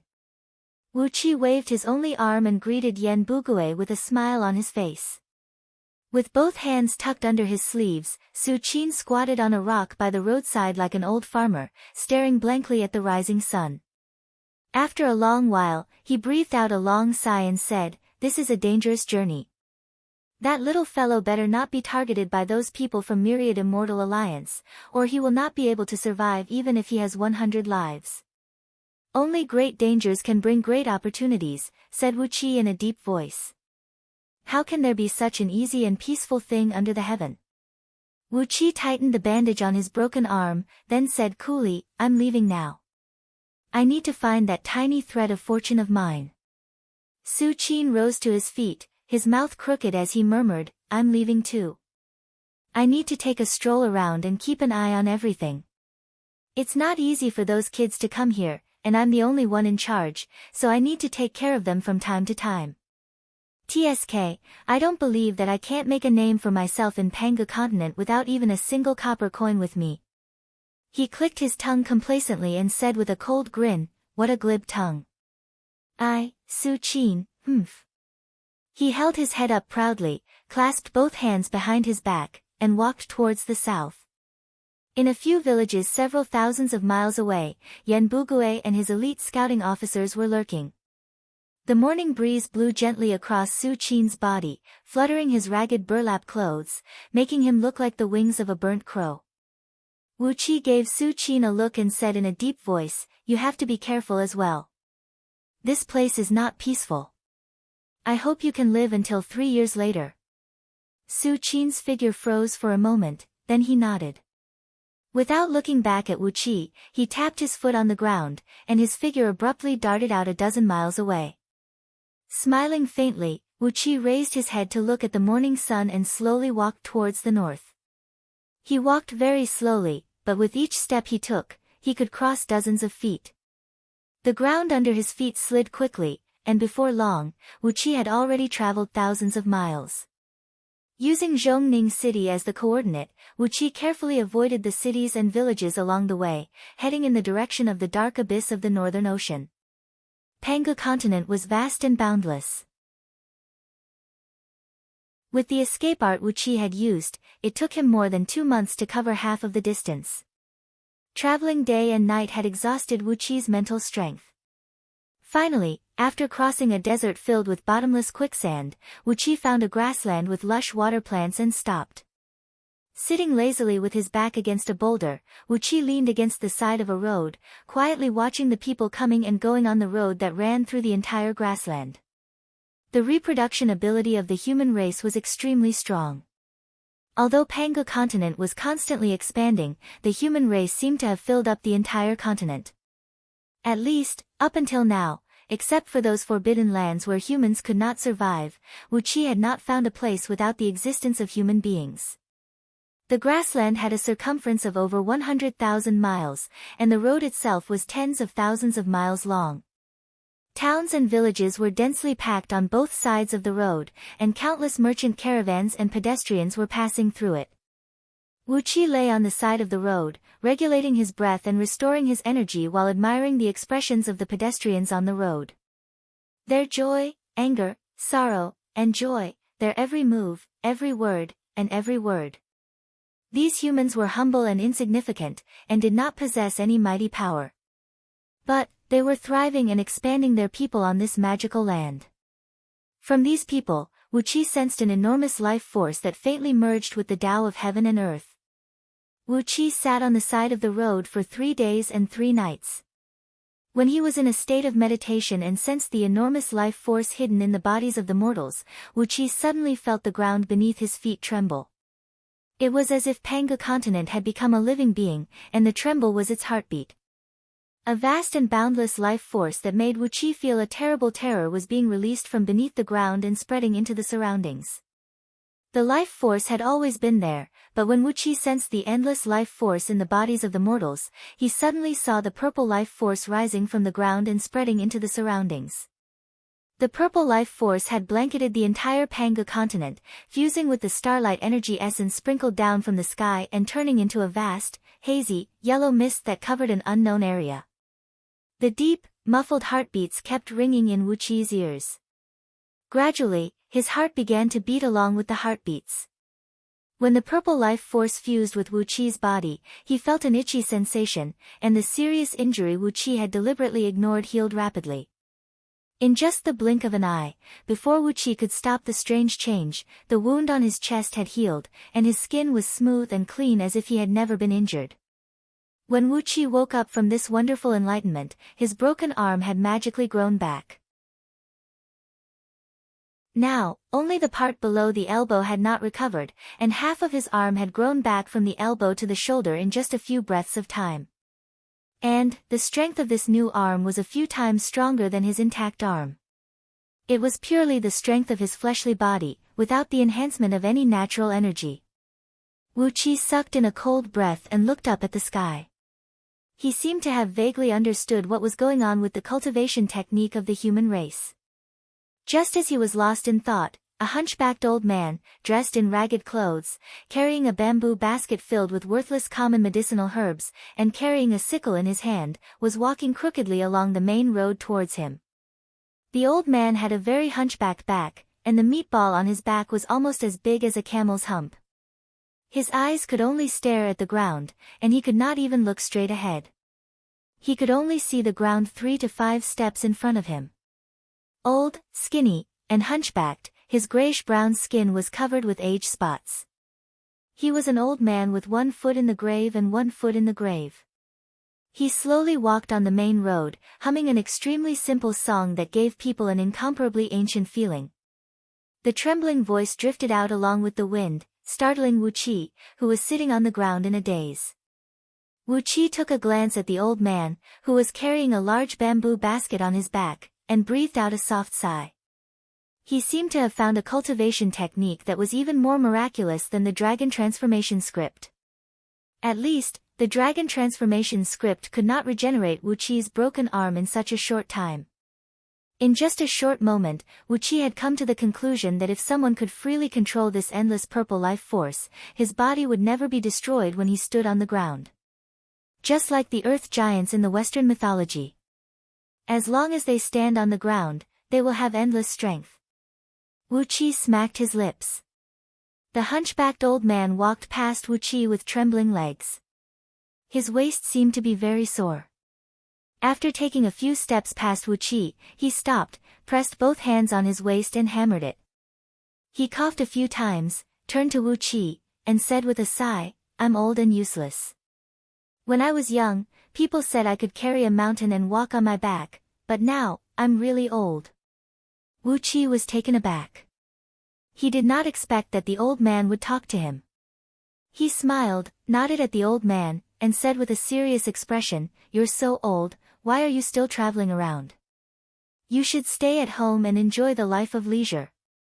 The sun hung high in the sky, sprinkling its scorching rays down onto the ground. The hunchbacked old man was soaked in sweat, and beads of sweat rolled down his chin, splashing a few tiny water stains on the dry dirt road. The old man panted heavily, shook his head, and said with a sigh, "How can I stop when my descendants are so disappointing? Enjoy the life of leisure." Sigh. The old man sighed, shook his head, and continued walking. Wu Qi looked at the old man silently, shaking his head as well. Wu Qi rose to his feet, and when he was about to continue his journey towards the northern ocean, a rapid clatter of hooves came from behind him. At first, the clatter was quite far away, but soon, it was getting closer. Within the span of 2 breaths, the clatter was at least tens of miles away. Wu Qi turned his head abruptly and saw a group of ferocious cavalrymen, riding on a strange beast that looked like a buffalo, but had a pair of sharp horns and a body full of green scales. It was a beast with the nature of wind, and was running wildly along the road. The total number of cavalrymen was over 1,000. Each of them was clad in heavy scale armors, and their faces were covered with thick metal masks. Not even a little bit of their skin and flesh was exposed. On both sides of the saddle of the over 20 feet long buffalo were weapon bags made of leather, with 8 feet long coiling dragon halberds of the same color. The leading cavalryman was holding a 30 feet long flagpole, on which a large blood-red flag was fluttering in the air. All the pedestrians and vehicles on the road backed away in fear, fearing that they might get in the way of these cavalrymen and suffer an undeserved disaster. However, the hunchbacked old man had poor eyesight, and it seemed that he had some problems with his hearing as well. He turned his head and looked around blankly, but could not find anything wrong. Through the vibration coming from under his feet, he knew that something dreadful was approaching. "Damn old fogey, get lost." The cavalryman arrived before the old man. The leading cavalryman waved a long whip made from animal tendons, which was as thick as a toddler's fist, and swung it towards the old man. The long whip produced a shrill noise in the air, and swung towards the old man's face like a poisonous snake. The surrounding pedestrians cried out in shock. Even a rock would have a crack on it, let alone this old man. Wu Qi frowned. His body swayed and darted towards the old man, leaving a few afterimages in the air. He grabbed the old man's waistband with one hand, pulled him up, and rolled away from the road. The snake-like whip brushed past Wu Qi's body, shredding the burlap cloth on his shoulder. "Humph, you dodged pretty fast." The leading cavalryman snorted in a deep voice. He did not stop pestering Wu Qi, but continued to lead the cavalrymen and keep running. Wu Qi held the old man in his arms and rolled to the side of the road, shaking his head in embarrassment. He did not use any magical power or magic, but only relied on his strong physical strength to make this set of movements. Therefore, he looked a little embarrassed when he dodged the whip. The hunchbacked old man coughed violently, rolled his eyes, and said with a long sigh, "The moral of the world is not as good as it used to be. How could there be such disrespect for the elderly in the past? Look at me now, I'm just one step away from death. Can't you let me have a good death?" Wu Qi shook his head.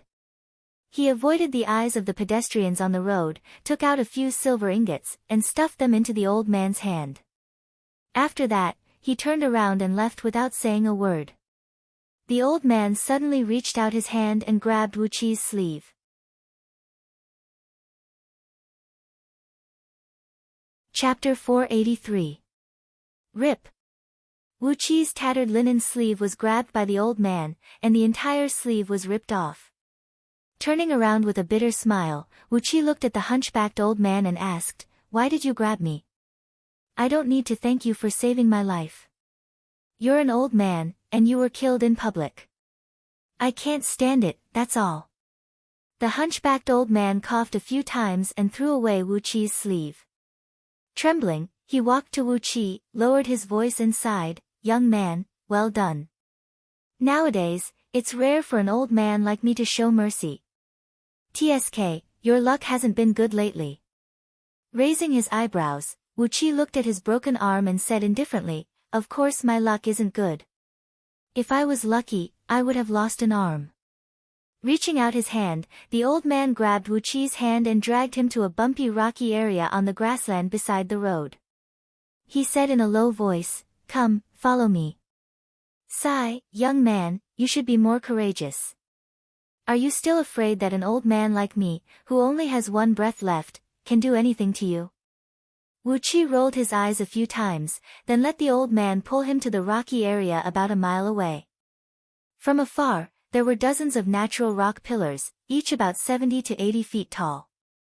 Hundreds of rocks of different sizes were scattered on the grassland, forming a barrier that looked like the foundation of a house. A few groundhogs, unique to the grassland, were standing on top of a big rock, staring at Wu Qi and the hunchbacked old man. The hunchbacked old man panted and pulled Wu Qi to the rocky area, avoiding the pedestrians who were shouting and discussing the scene where Wu Qi saved someone under the whip. Walking around a few big rocks, the hunchbacked old man pulled Wu Qi and sat down on a grassland with a circumference of several feet. The hunchbacked old man leaned against the ground, and finally, he could look at Wu Qi's face. The hunchbacked old man let out a deep laugh. He shook his head and said, "The space between your eyebrows is black, and dark energy is rising from the back of your head. Your luck has been very bad recently. What's a broken arm? You almost lost your life, didn't you?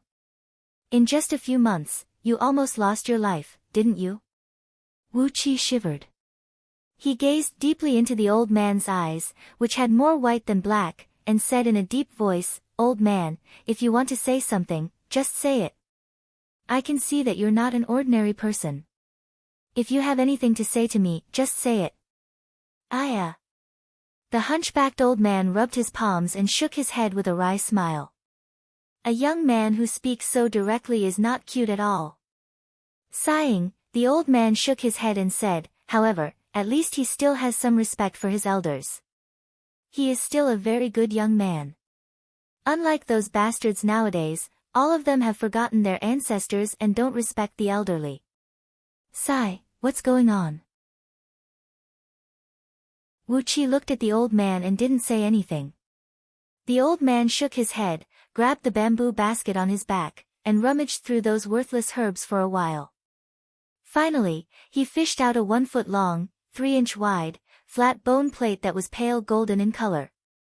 The bone plate was as smooth as a mirror, and the golden bone was naturally covered with complicated patterns. The pale purple patterns were inlaid with specks of silver light. Wu Qi suddenly felt that the patterns on the bone plate were very familiar. Looking at the old man with a strange look, Wu Qi raised his head and looked at the sky. The sun was shining brightly, and no stars could be seen. However, Wu Qi was sure that the patterns on the bone plate were part of the map of the stars in the night sky. The old man waved his palm, and the patterns on the bone plate twisted and changed along with the changing light and shadow, as if there really were hundreds of stars moving on the bone plate according to some kind of orbit. This is... An idea suddenly flashed in Wu Qi's mind. This seemed to be the skeleton of some kind of strange beast, the beast of fortune and misfortune. The scroll of stealing only briefly mentioned about this strange beast, because the inheritor of the scroll of stealing did not think that this beast of fortune and misfortune was useful. Therefore, the description of this beast of fortune and misfortune was very simple. The old man grinned. He gently stroked the bone plate and said in a low voice, "Young man, you have saved this old man today. Therefore, this old man will use this bone plate of the beast of fortune and disaster, which I have kept for half of my life, to predict your future good or bad luck. If it's a bad omen, you'll have to find a place to hide. If it's a good omen..." The old man pondered for a while, then Wu Qi asked, "If it's a good omen, then what?" The old man grinned, shook his head and said, "Look at your unlucky aura, how can it be a good omen?" Wu Qi nearly fainted because of the old man's words. He fiercely glared at the old man and said in a deep voice, "Then, please give it a try, old man." No one liked to be told that they were going to be unlucky, and naturally, Wu Qi didn't like to hear such unlucky words either. The old man grinned, stroked the bone plate, and began to recite a spell with a strange voice. The surrounding lights suddenly turned dark, and a cold air emerged from the ground. The scorching sun in the sky had lost its power, and the cold air began to drill into Wu Qi's body through his pores. The cold air was so sticky that it felt like a solid substance, and it made Wu Qi shiver. Hastily, he circulated his innate energy to resist the invasion of the cold air. A deep ghost howl was heard coming from the depths of the ground. A foot-tall grayish-white whirlwind, bringing with it an eerie ghost aura, emerged from the ground underneath the old man's feet, swirling and spreading in all directions. All of a sudden, the green grass on the grassland withered, as if all the life force and water in their bodies were sucked out in an instant. The ghost howl made the innate nascent soul in Wu Qi's body restless. Fortunately, he had the divine flame of order to stabilize his mind. He glanced around, and a faint purple and green gleam shot out from his pupils. With that, the ghost howl and the cold air no longer dared to approach his body. The old man raised his head and gave Wuqi a surprised look, then nodded and said with a smile, "Young man, you still have some good stuff with you." "Not bad." Wuqi didn't say anything. He sat down with his legs crossed, both of his palms locked into an ice lotus seal, which was unique to the dark Yin water scripture, and shielded his dantian. Eerie cold air kept rushing out from his body, stabilizing his mind while freezing the surrounding cold air with cracking noises. Large pieces of ice crystals fell from the top of his head, and not long after that, the grassland around them had turned white, as if winter had suddenly arrived. Gradually, a strange incantation was heard, as the old man pointed his finger at the ground in front of him. Amidst the screeching of ghosts, 7 pitch-black little ghosts, each about 1 foot tall and with their long tails raised, darted out from the ground. They were screaming and shrieking, randomly throwing a few pale white bones that were dragging in their hands onto the ground. These bones were oddly shaped, and they were densely covered with sharp thorns. Obviously, they did not belong to human beings. The elderly man reached out his hand and piled those bones into a pile. A few white whirlwinds swooshed over and hovered around the pile of bones, after which, a gray-white flame suddenly rose and set those bones ablaze. The gray-white flame gathered into a foot-wide sphere of fire, from which, a stream of white smoke rose straight into the air, reaching over 100 zhang high. Being blown by the wind, the smoke dissipated into large clouds of white smoke, dissipating in the air. The bone plates of the beast of fortune and disaster were thrown into the grayish-white flame. The old man recited a few incantations in a low voice, then abruptly raised his head and said to Wuqi, "A drop of blood, now." Wuqi remained silent, staring at the old man without saying a word. The old man was taken aback, then he suddenly came to his senses and laughed out loud. He shook his head, sighed and said, "If I want to harm you, no matter how high your cultivation base is, you can never escape." With a flip of his hand, he pointed at the ground next to him.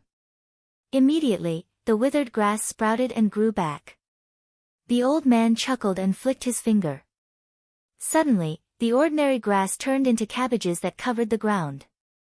They were fresh and tender, and grew very strong. 1 bag of cabbages weighed at least tens of kilograms. All the muscles in Wuqi's body began to twitch, and his scalp went numb. Heaven immortals could only use the most superficial laws of heaven and earth, using their power to destroy. Therefore, the battles between heaven immortals were often filled with flashes of lightning and rumbles of thunder, and the sky was filled with dazzling lights. The effect of light and shadow was very pleasing to the eye. Gold immortals could twist the laws in a small area. What they studied was not the laws themselves, but the derivation and transformation of the laws. They could turn stone into gold, turn water into oil, and even blossom. These were the unique abilities of gold immortals. But to turn grass into cabbages, to completely transform one living thing into another, was something only the legendary primordial immortals, who could destroy, and change the laws, could do. It seemed easy to turn grass into cabbages, but in fact, it was 10,000 times more difficult than turning stone into gold. Without saying a word, Wuqi smashed his palm on his broken arm. His skin and flesh split open, and a great amount of blood sprayed out, sprinkling on the bone plate that was scorching hot by the grayish-white flame. As soon as the blood sprayed out, the bone plate made a loud crashing noise. Countless silver spots flickered rapidly on its surface, and a dozen intertwining cracks suddenly appeared on it. "Tisk, do you think human blood is like a river that doesn't need money?" The old man gave Wuqi a fierce glare and muttered in a low voice, "I've told you I only need 1 drop. Do you think it's nice to see it turn into a bloody mess?" Upon seeing the bone plate crack, the 7 black imps, who had just brought the white bones here as firewood, leaped and pounced on the old man, opening their mouths to gnaw on the old man's finger. The old man grabbed the scythe and swiftly hacked at the imps, causing black smoke to spray out from their bodies and nearly cutting them in half. The 7 imps were so frightened that they let out a strange cry, then turned into a plume of smoke and dissipated in the air. The old man cursed in a low voice, "What a bunch of greedy little things. You're only helping me with a small task, yet you still want to get some benefits. I'm just one step away from death, and if you keep sucking my blood, won't I die a few days earlier?" Shaking his head, the old man picked up the bone plate and carefully studied the cracks on it. After studying it for a full 15 minutes, the old man's expression flickered slightly. He stared at Wu Qi, sighed and said, "This is an ominous sign. You're really unlucky. If you keep going forward, you'll be killed. But, I'll be honest with you, there is a great opportunity hidden in this ominous sign. If you can go through it, you'll transform from a grass snake into a heavenly dragon, an opportunity that will bring you a meteoric rise. I don't believe you can go through it." Wu Qi narrowed his eyes and remained silent for a long while.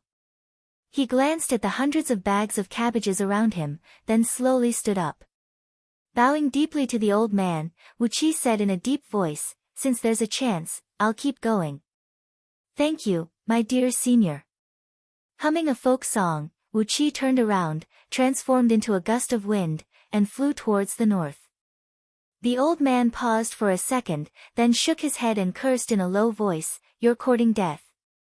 You've wasted a bone plate of a beast of fortune and disaster." A faint laugh suddenly came from one of the cabbages, "But, he's a kind-hearted kid, isn't he?" The old man remained silent and pondered. After a long while, he transformed into a gust of wind and disappeared in the air. People always change. Especially those,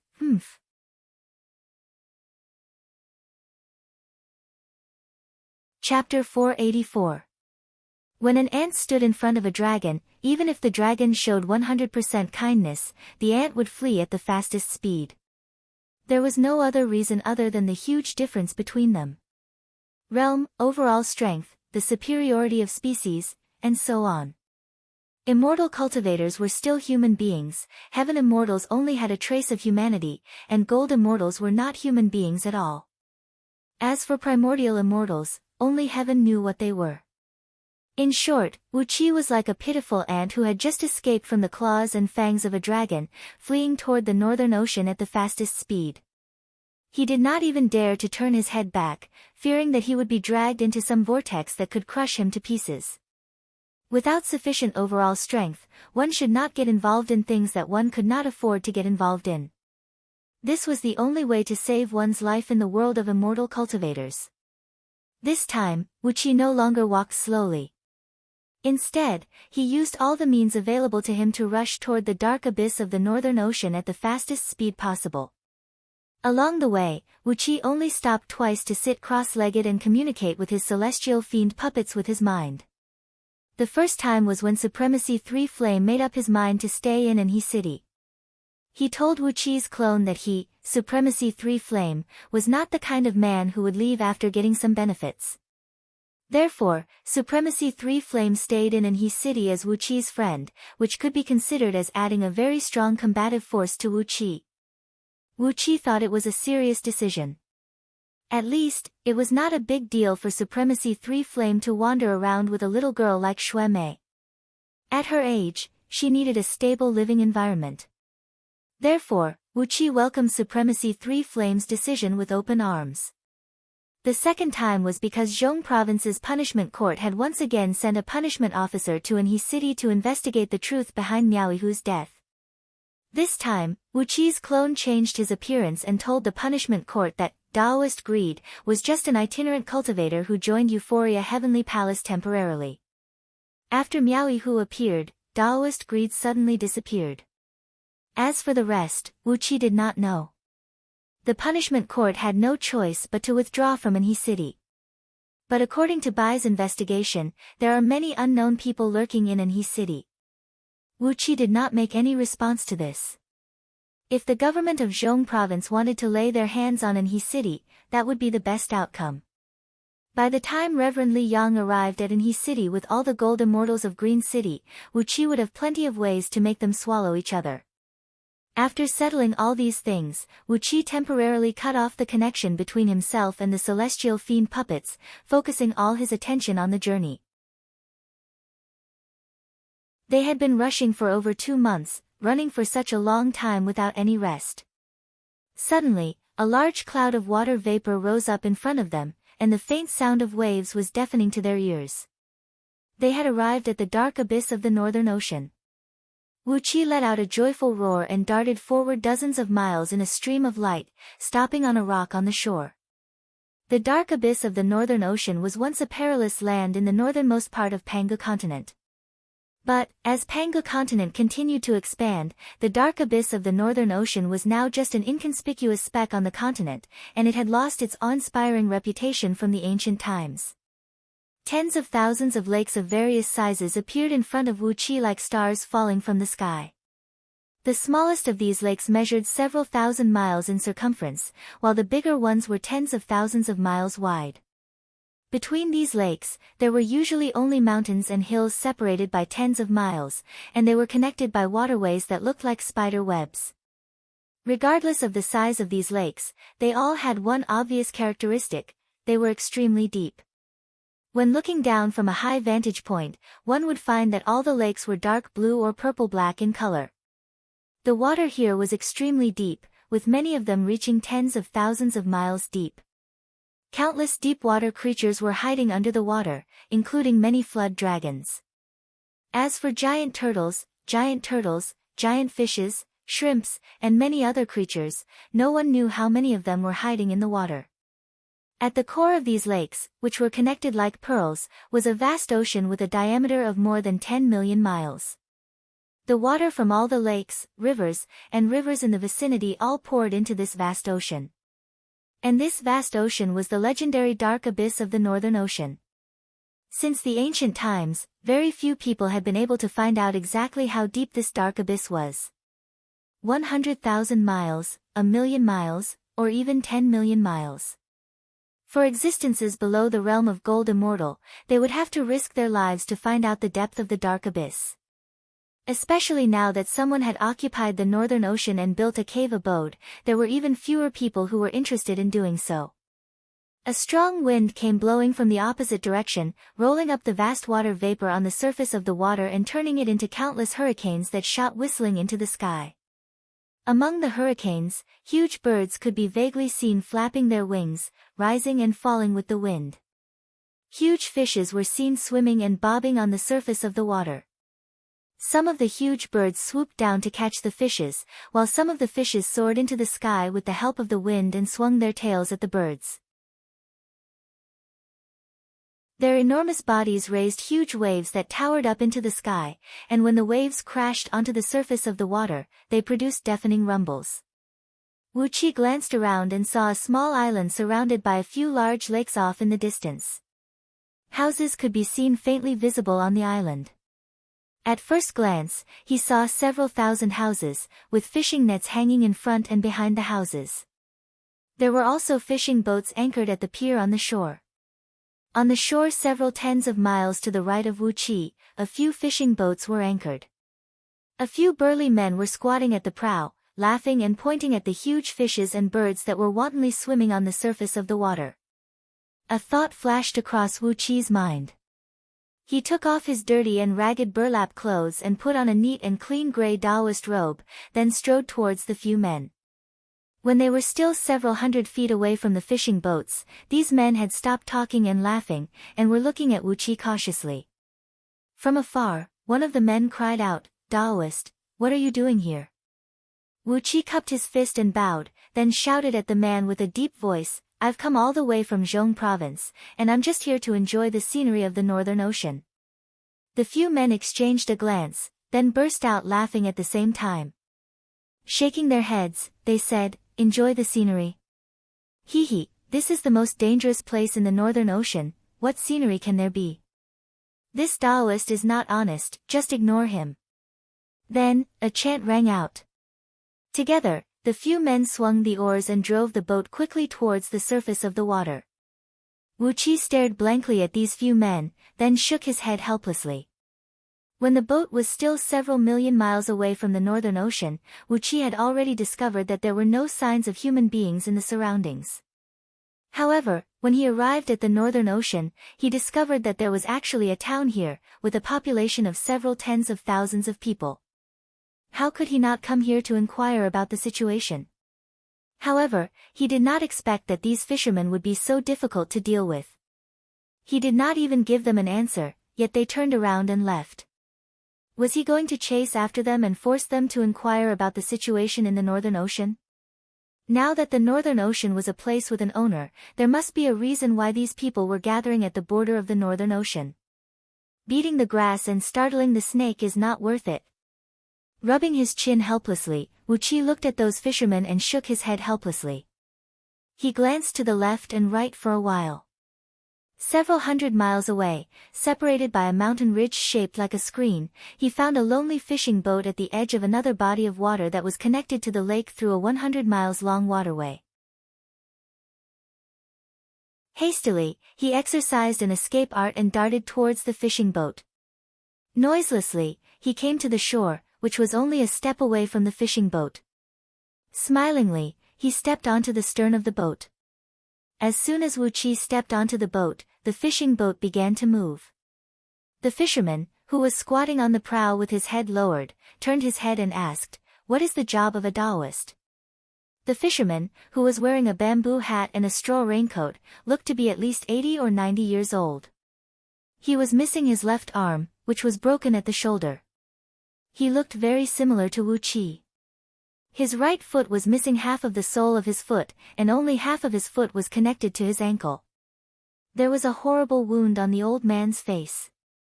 It was as if a huge claw shaped like a flood dragon had swung fiercely from the left corner of his forehead all the way to the right side of his chin. For wounds had nearly split his head open.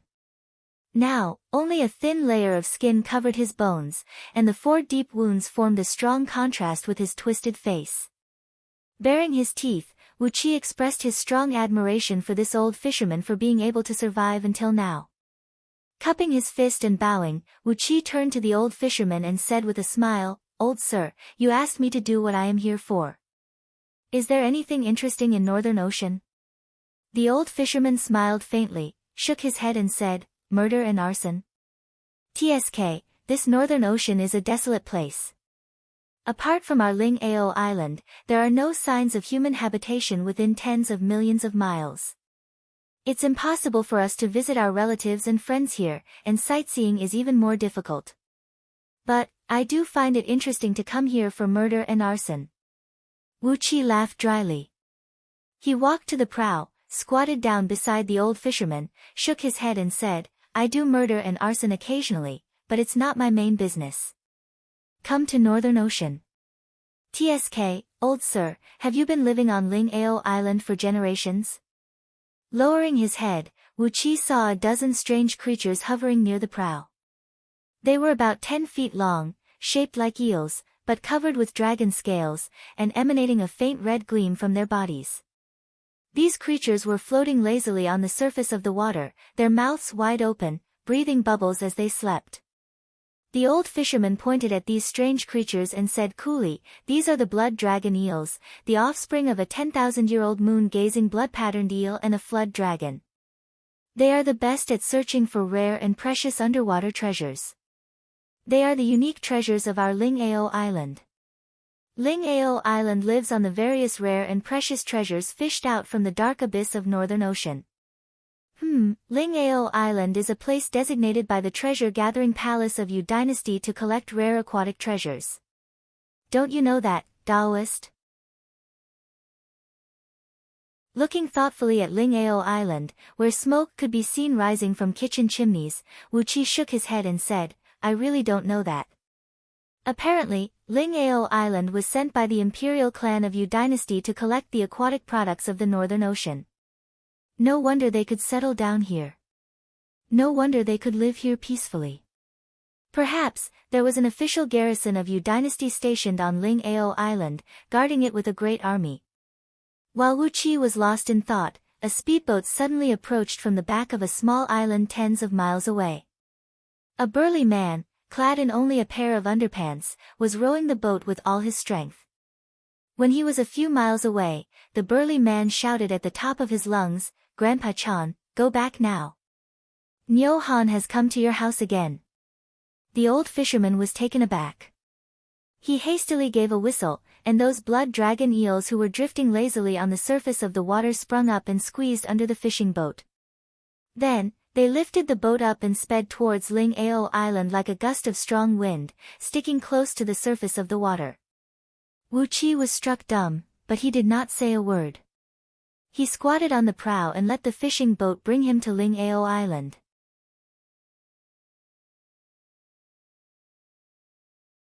Chapter 485. As the fishing boat and the man's boat passed each other, the burly man gave a loud cry as he grabbed a rope from the prow and threw it towards the fisherman.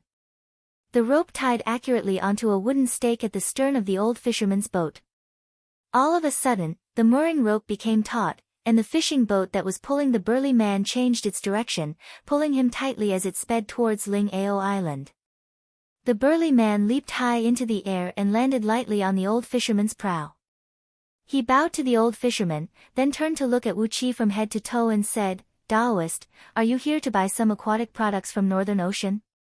Do you want some pearls, or some aquatic spirit herbs? I have 2 anaconda tendons with me. Do you want them?" No energy was leaking from the burly man's body, but Wu Qi had learned how to judge the cultivation base of a human warrior. A strange gleam flickered in his eyes. Through the muscles and bones of the burly man, and through the density of his muscles and bones, Wu Qi roughly judged that the strength possessed by this burly man was definitely not weaker than an ordinary nascent soul-body cultivator. Pearls, aquatic spirit herbs, anaconda tendons. All of these items were useful to immortal cultivators. Wu Qi smiled and asked, "Just now, this old man mentioned that Ling Ao Island is the place where the treasure gathering palace purchases their precious treasures. So, the treasures you bring here can be sold at will?" The burly man rolled his eyes and said with a strange voice, Yeah. What is a Taoist like you doing in Northern Ocean when you know nothing? You look like a thief, and I can tell at first glance that you are not a good person." The burly man snorted coldly as he took a step back vigilantly.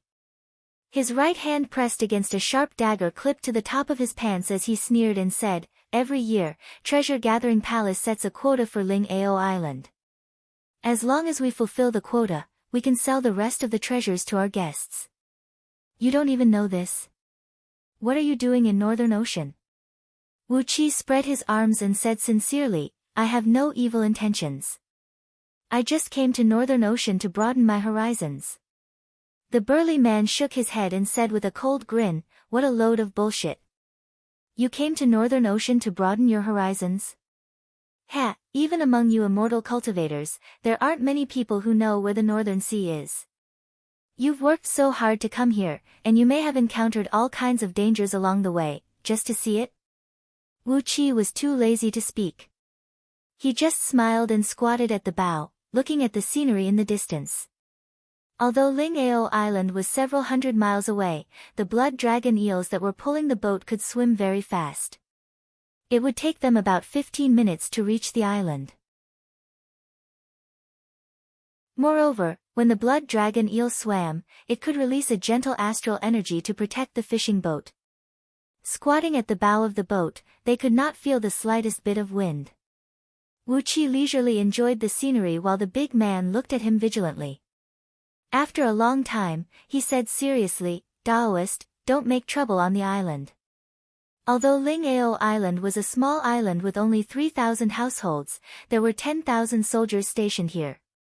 The ones in charge of guarding this place are 4 great generals with Swan Ni general seals. Don't seek your own death. Wu Qi nodded his head and did not say anything. The great general with the seal of the Swan Ni. He was indeed worthy of Wu Qi's attention. Through the information he received from the celestial fiend puppets a few days ago, Wu Qi had learned a part of the military system of Diyu. The captains with the highest position in the army would receive the seal of the divine beasts of the 4 divine beasts. The azure dragon, white tiger, vermilion bird, and black tortoise were the strongest and most influential generals in Diyu's army. Basically, all the official positions such as the military commander of Zhong province were held by the generals with the seal of the four divine beasts. Below them were the great generals with the seals of Qilin, Phoenix, and other divine beasts. Their positions were just below the great generals. Below the seals of Qilin and Phoenix were all sorts of divine beasts and immortal beasts. There were nearly 100 of them, and they were divided into 9 grades and 36 ranks from top to bottom, which matched the 9 grades of Dayu's provinces. Among these divine beasts and immortal beasts, Lao Ai was ranked in the middle. He was considered a very powerful general, possessing the overall strength of upper-tier or even top-tier heaven immortals. As a small Ling Ao island, which only had 3,000 households, was guarded by 4 upper-tier heaven immortals, its defense could be considered as very strong.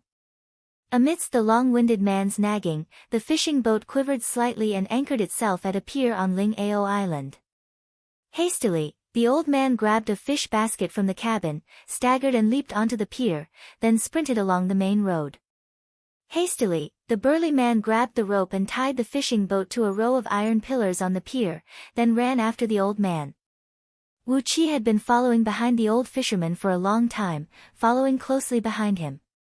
While running wildly, the old man turned his head and said to Wu Qi, "Don't follow me, Taoist. That Niu Han is not a good man. If you follow this old man and watch the show, be careful not to get yourself into trouble. He won't do anything to me, but I'm sure he will find some loopholes to punish the people around him." Wu Qi shook his head and said with a smile, "It doesn't matter. I don't mean anything else." The old man twitched his mouth, twisting the 4 deep wounds on his face.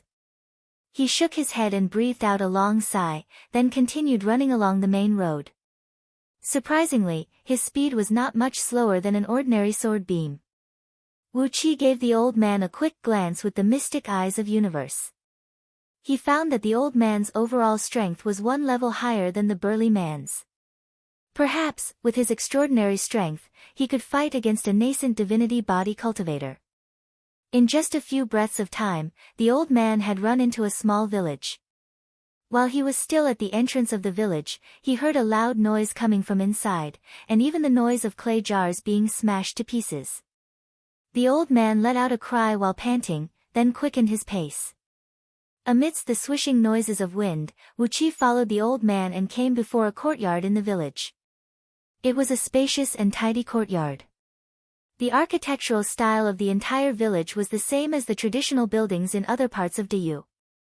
It was a heavy and sturdy square-shaped building built with dark green boulders, with a huge stone pillar standing in front of the door, burning with a raging flame. There were 2 entrances to the front and back of the house, and 2 rows of side rooms on both sides. The courtyard in front of the house was paved with green flagstones, measuring approximately 1 acre in area. It was obvious that this eunuch Chan came from a wealthy family. Otherwise, he would not have been able to build such a courtyard. Not only his house, but all the other courtyards in the village were of the same scale. It seemed that the people living on Ling Ao Island had a pretty good standard of living. Now, the courtyard was crowded with villagers, and the courtyard was crowded with people as well. Perhaps, there were nearly 1,000 people in the courtyard. All of a sudden, a few villagers outside the courtyard turned their heads and saw the old man running back, panting heavily. "Eunuch Chan is back! Eunuch Chan is back! Everyone, make way for him! Quick, quick!" The crowd parted to the left and right, revealing a path about 3 feet wide. The old fisherman walked over with a gloomy face. Wu Qi followed behind him and passed through the crowd, then blended into the crowd of villagers. By tiptoeing, he could see what was happening in the courtyard. A dark-skinned, fat man, clad in a long green robe, a tall crown made of green jade on his head, 2 jade ornaments tied around his waist, and a medallion hanging on his waist. He was dressed like a Dayu official, standing in the courtyard with his head held high, glancing left and right. 2 broken clay jars were seen lying on the ground, with about 300 to 500 thumb-sized silvery white pearls rolling and rolling about. Presumably, they were thrown out from the clay jars. A young girl clad in a coarse hemp garment, with her hair tied into 2 buns, was being guarded by a few young men. The few young men were nearly 10 feet tall, and each of them looked valiant and hot-blooded. They stood in front of the girl, their faces flushed with anger. 2 of them had even pulled out their sharp blades, panting heavily as they confronted the few soldiers brought by the dark-skinned, fat man. The few soldiers had a greasy smile on their faces, laughing and commenting on the sharpness of the sharp blades held by the few young men. Judging from their smiles and the way they talked and laughed, one could easily tell that they were a group of typical army ruffians, and not some decent people. The old fisherman carried his fishing basket and rushed into the crowd. He first greeted the young girl and said, "Lu Chana, are you all right?" Hiding behind the few young men, the girl kept shaking her head and said, "Grandpa, Chana is fine. Just be careful." Wu Qi threw a glance at the girl through the gap in the crowd, and his heart trembled slightly. The girl had a beautiful appearance, like an orchid transformed from a wild elf. She was small and delicate, tender and soft, and emanated a pure and innocent aura. Looking at her was like looking at a forest in spring, which had never been inhabited since the beginning of time, filled with endless vitality. The girl's skin was snow-white and tender, and her eyes were as clear and pure as the spring, without any impurities. She had a tall and straight nose, and a cute, rosy mouth that was shaped like a water chestnut. The first impression she gave off was that she was pure, the second impression was that she was fresh, and the third impression was that she was so beautiful that it could enchant one's heart. Femme fatale, Wu Qi judged the scene before his eyes. That dark-skinned, fat man should be Niu Han, and this girl was obviously his target. Wu Qi took a look at Niu Han's waistline, his dark, hairy face, and the barbaric look in his eyes and brows. If this Lu Chana were to follow him, not to mention that a beautiful flower was stuck on a cow dung, the cow dung could be used to fertilize the fields, but this Niu Han was even worse than cow dung. With his hands clasped behind his back, Wu Qi shook his head. The old fisherman, Eunuch Chan, coughed dryly, then walked up to Niu Han and said in a low voice, "Your Excellency Niu Han, what brings you here today?" Niu Han raised his head proudly and said in a cold voice, "Old Chan, it has been 3 years since you paid the quota. Do you not take the imperial decree of Great Yu seriously at all? TSK, during these 3 years, when have you ever paid the required quota?" Not even once. 6 times in 3 years, you're the only one on the entire island who failed to pay the required quota. You're making things very difficult for me. Niu Han raised his foot and crushed the dozens of pearls around him. Grinning hideously, he said, "Lu Chana is still trying to fool me with these lousy pearls. Hee, these are trash that no one would want even if they were thrown on the street. How can they be offered to His Majesty as a tribute?" Wu Qi glanced at the pearls. The thumb-sized silver pearls contained a trace of acquired water essence, which had already condensed into a yin water pearl. They were all supreme-grade pearls, and if worn by ordinary people all year round, they could nourish the body and prolong the lifespan. If sold to immortal cultivators, these pearls would be excellent materials for crafting all kinds of magical treasures, or even spirit items. In the immortal market, each of these pearls could be exchanged for 1 middle-grade energy stone. So, how could these pearls be considered trash? Eunuch Chan remained silent for a moment, then fished out a clump of tightly wrapped seaweed from his fish basket, from which he fished out a fist-sized blue pearl. As soon as the pearl appeared, it emitted a 3 feet thick blue light, illuminating the entire courtyard.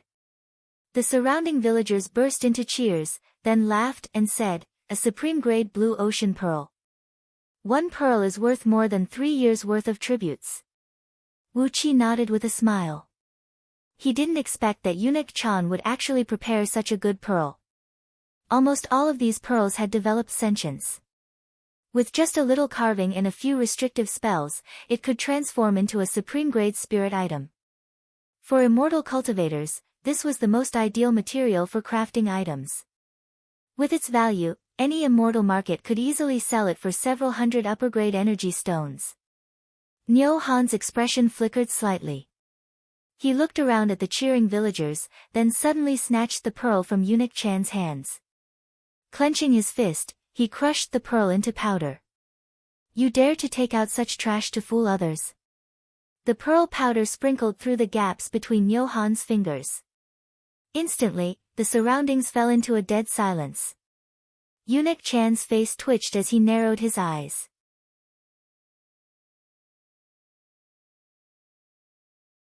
Chapter 486. The blue pearl powder was blown away by the wind. Johan clasped his hands behind his back and laughed complacently. The old fisherman's only arm was shivering as he staggered a step forward. He fixed his eyes on Johan and said in a low voice, "Your Excellency Johan, you." Chi-Chi took a step forward, shrinking the small space left in the courtyard by more than half. The villagers, whose eyes were bursting with flames of fury, nearly stuck their bodies to Johan's body.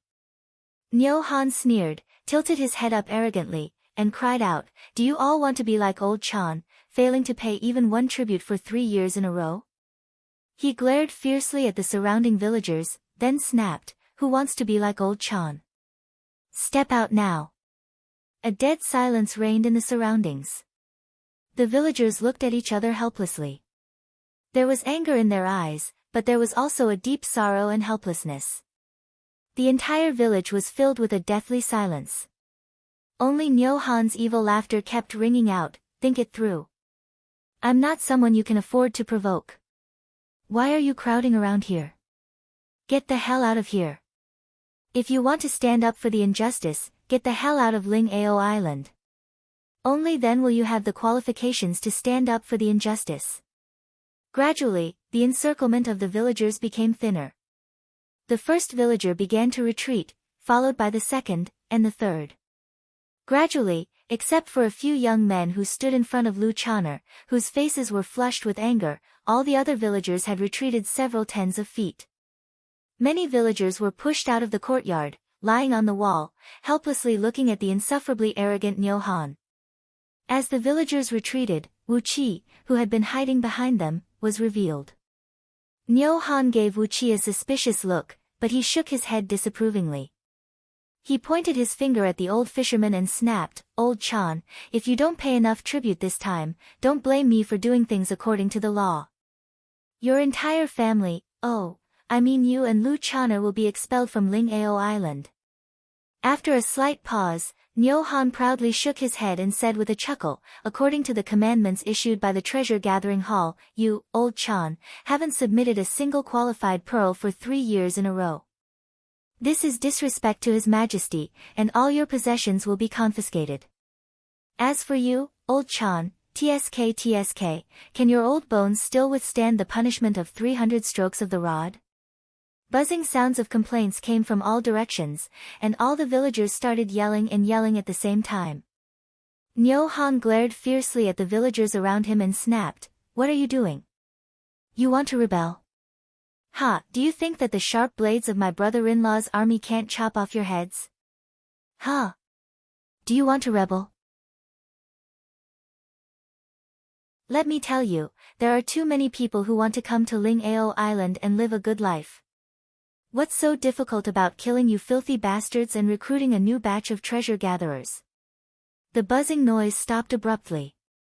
Johan hummed a few tunes complacently, then his tones suddenly became very gentle. "Old cicada, you're already so old, and it's too risky for you to go to the ocean to collect treasures. Why don't you marry Lu Chaner to me? Hee, I'll take care of you until you die. What do you think?" The few young men who stood in front of Lu Chaner took a step forward angrily and shouted, "Johan, you are too shameless." Johan snorted coldly. Suddenly, he fished out a palm-sized bone talisman from under his sleeve and crushed it. A sheet of white light rushed out from the talisman and coiled around Johan's hand. Suddenly, his right arm became 20 feet long and as thick as a water bucket. He snorted and thrust his palm down. The few young men cried out in alarm as they were knocked flying several hundred feet away. Wu Qi heard the crisp sound of bones breaking. At least half of the bones of the few young men were broken. After knocking away the few young men, Johan grabbed the old fisherman with one hand. He frowned and said, "Old Chan, I know you came to Ling Ao Island from the outside world. You are a man who has seen the world, and you are much harder to deal with than the people of Ling Ao Island. You also know that my brother-in-law is only one of the 4 great generals of Ling Ao Island, and the other 3 have their eyes on him. That's why I dare not snatch Lu Chana away. But, don't force me. Nyo Han squeezed the old fisherman and cried out, don't force me. If you don't want to marry me officially, I'll drive you out of Ling Ao Island, then chase after you with my army and kill you, you old fool. But, Lu Chana will still have to accompany me every night. Nyo Han's thick fingers squeezed the old fisherman's joints and made them creak. Lao Tzu has endured for 3 years. Among all the women on Ling Ao Island, Lao Tzu can do whatever he wants, but you, Lu Chana, are the only one who you treat like some rare treasure. Don't force me. Even if my brother-in-law is impeached by his colleagues because of this, I won't care about anything else. I'll definitely fuck her. The old fisherman's eyes rolled back. Although his fleshly body was strong enough to fight against a nascent divinity body cultivator, he was old and weak, and his physical strength was less than 30% of what it was when he was in his prime. That was why he could not unleash his full strength. Using the standard bone talisman provided by the Yu army, Nyo Han activated a spell that belonged to the god of devils and gods. In just a blink of an eye, his overall strength had increased by 100 times, and the muscles in his right arm were strengthened by at least 100 times. With the old fisherman's current overall strength, how could he possibly struggle free? He tried his best to shake his head and struggle, but still, his joints creaked noisily. It looked like he was about to be strangled to death by Nyo Han. Lu Chana screamed in terror as she leaped towards the old fisherman, trying to reach him. But, the few soldiers with greasy faces blocked her way while laughing merrily. They reached out their hands and stopped her, flirting with her with glib tongues, not allowing her to get close to the old fisherman. One of the soldiers laughed and said, Lu Chana, from now on, we'll call you sister-in-law. TSK, we are a family, so what are you afraid of? Wu Qi could not stand it any longer. He shook his head and grabbed Nyo Han's big hand.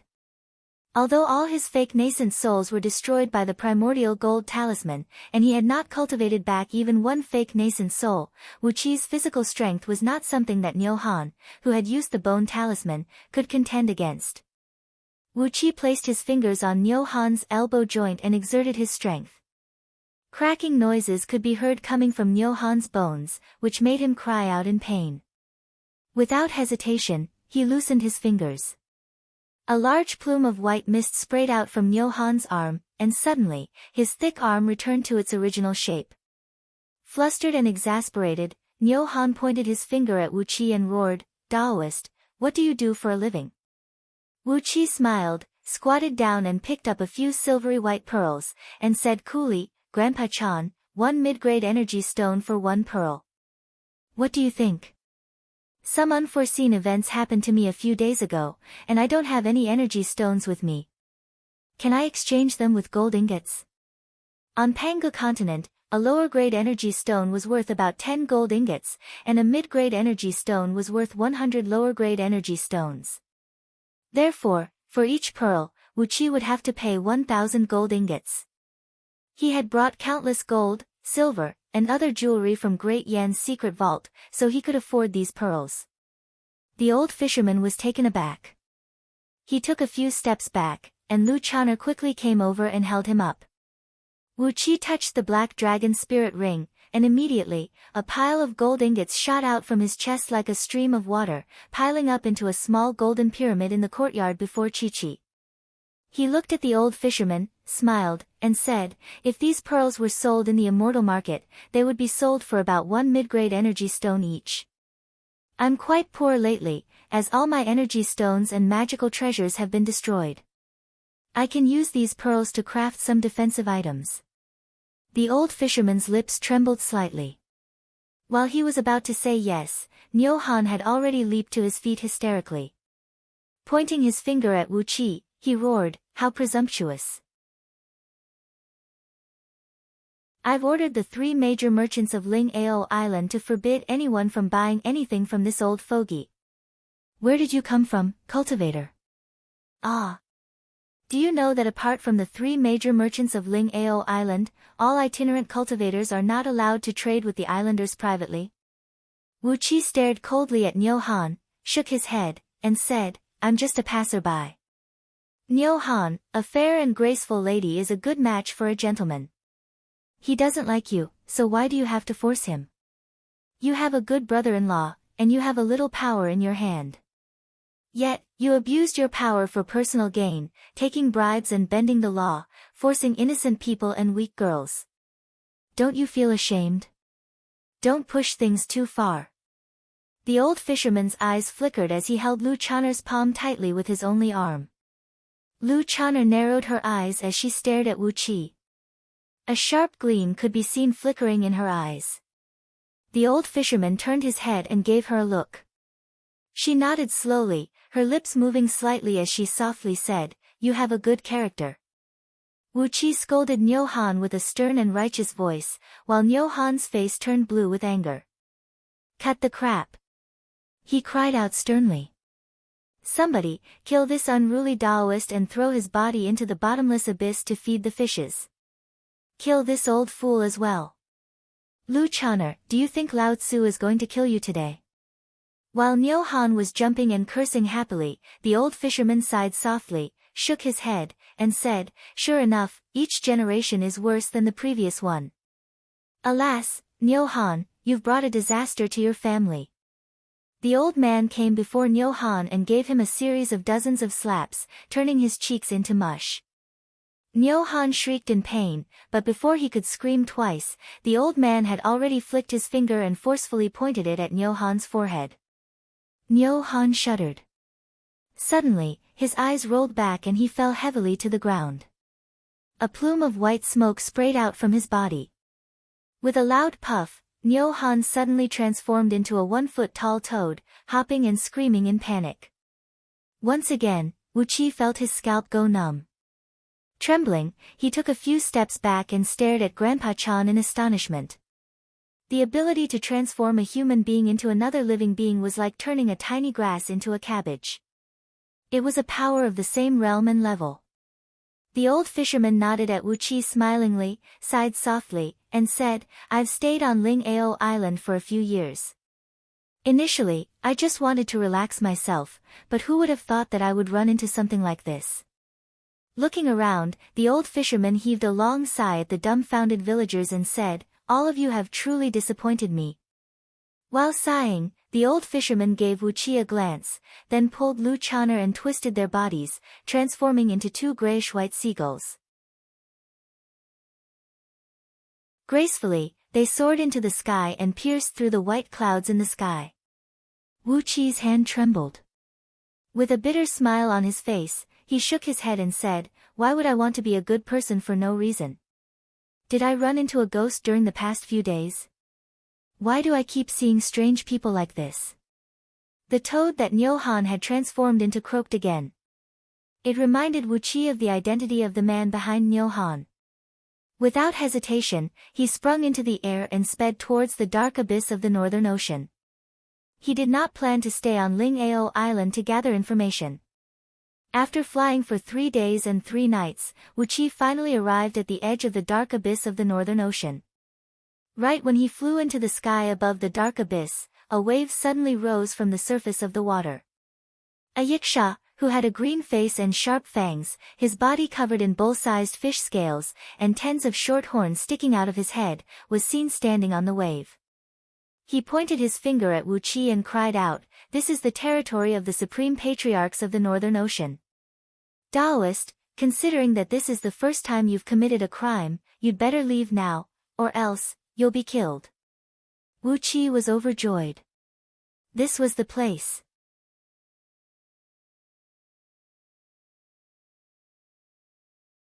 Chapter 487. While the yiksha was still talking to Wu Qi in the water, the sound of war drums suddenly rang out from behind. Wu Qi turned around and saw 10 flying ships approaching at lightning speed. War banners were fluttering on the dragon-shaped ships.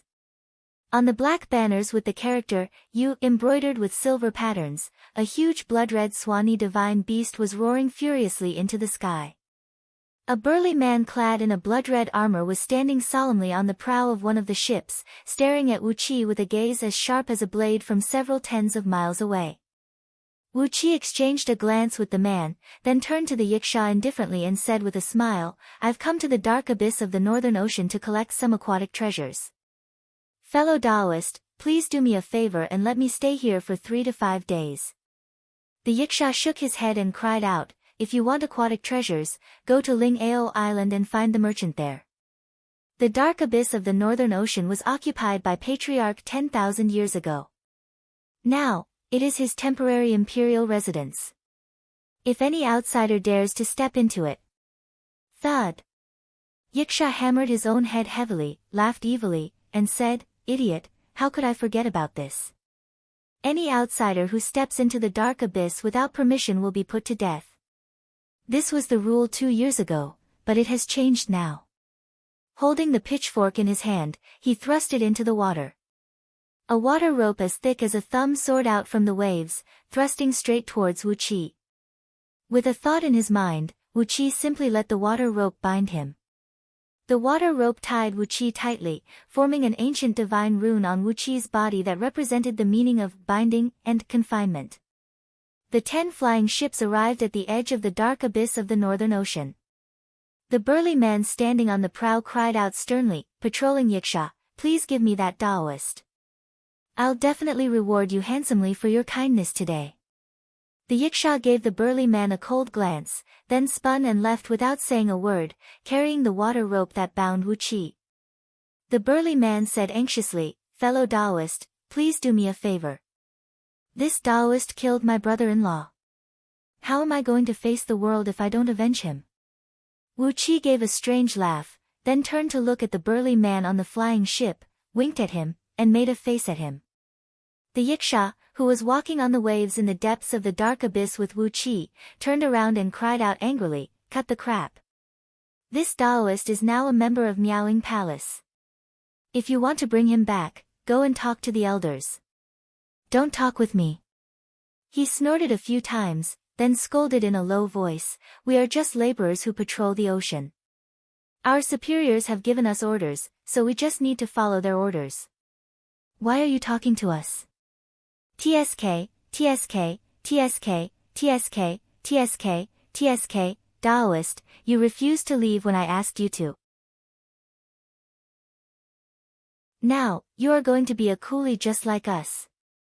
On the flying ship, the burly man, Mo Feihu, Niu Han's brother-in-law, General de Yulao Ai, one of the 4 great generals guarding Ling Ao Island, stared at Wu Qi with a flustered and exasperated expression, his body trembling with rage.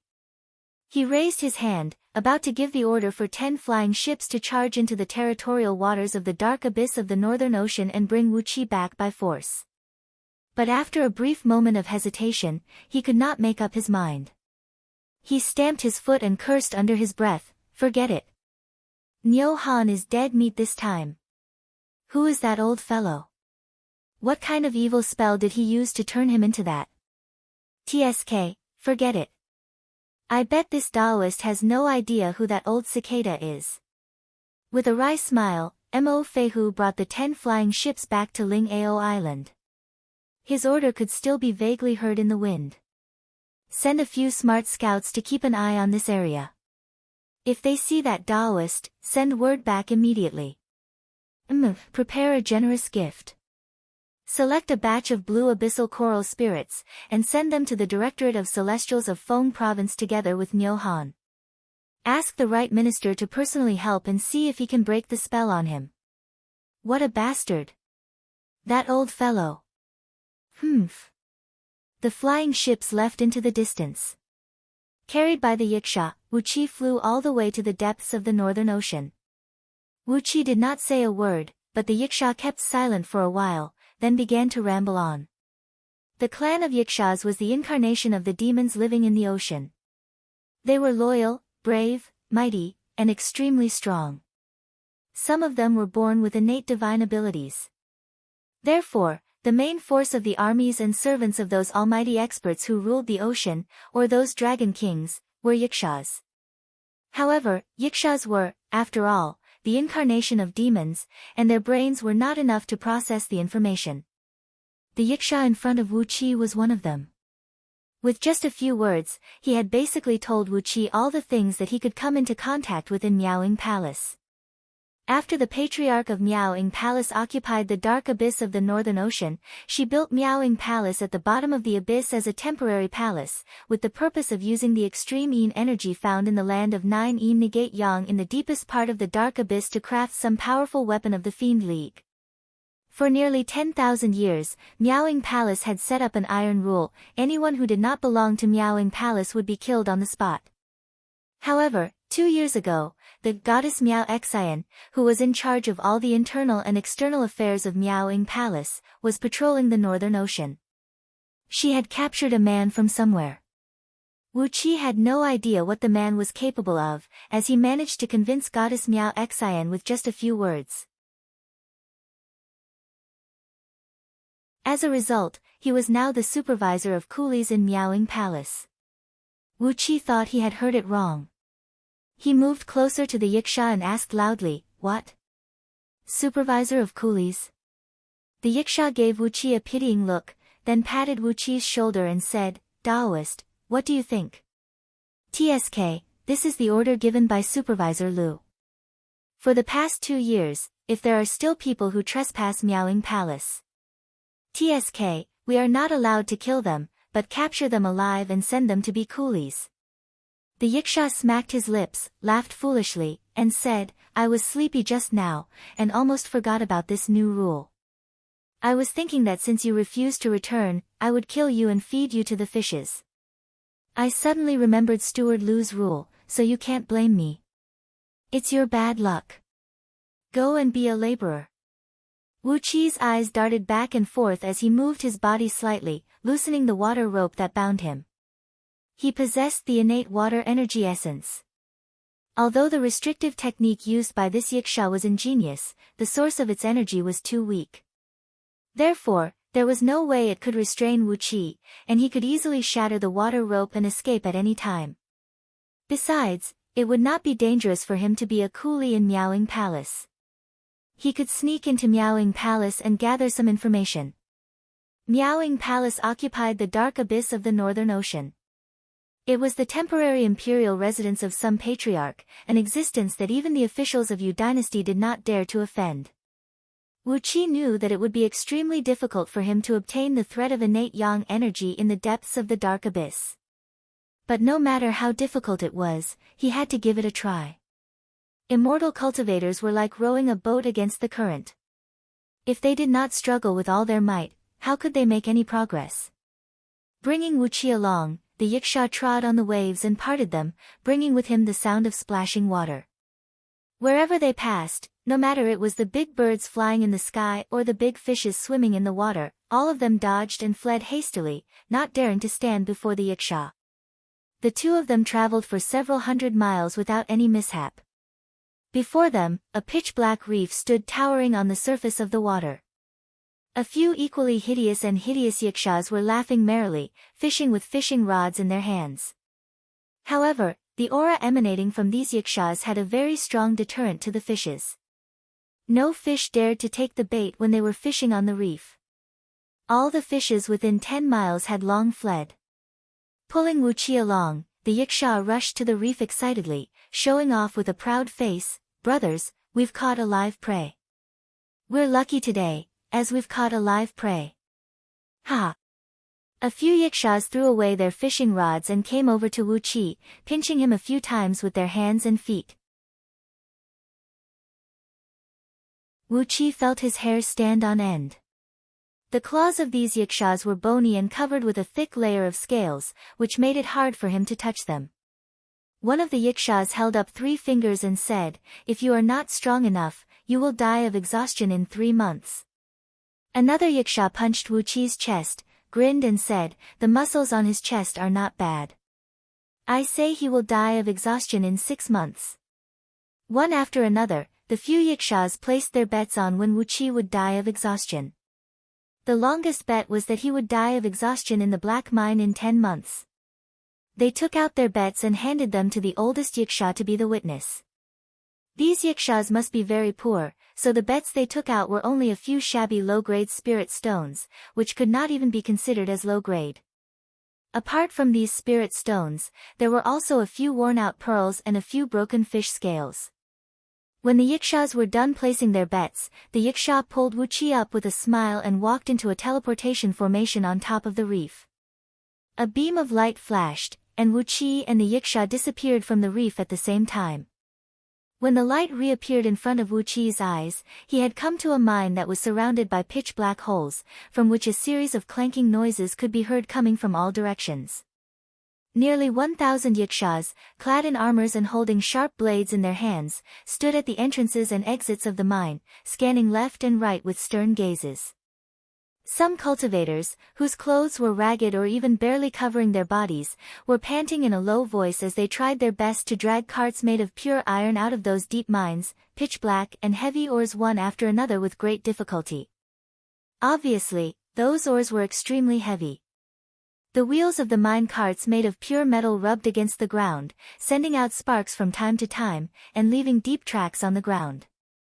The mine Wuchi was in was tens of miles in both width and length, with a height of 7 to 8 miles. The walls of the mine were filled with tunnels, and there were at least 200 entrances of different sizes. Suddenly, a loud noise was heard coming from one of the entrances. A cultivator, who was dragging a mine cart, fell silently to the ground, with no sign of life left in his body. A few yakshas came over to have a look, then turned to look at Wuchi at the same time. They waved their hands at Wuchi, then one of them laughed and said, 2 months and 10 days, I'm so tired. TSK, I've won. Newcomer, you take my place. The yaksha who brought Wuchi here gave a loud laugh. With one hand, he sliced Wuchi's body and cut the water rope, then grabbed Wuchi and threw him into the mine several miles away. Yakshas were born with incredible strength. With just one throw, Wuchi was thrown a few miles away, landing right in front of the mine entrance. One of the yakshas grabbed the metal chain from the mine cart and wrapped it around Wuchi's shoulder. Another yaksha grabbed a leather whip and lashed it fiercely at Wuchi. Work harder, he snapped sternly. Otherwise, I'll kill you. The whip lashed heavily on Wuchi's body, ripping the linen cloth covering him.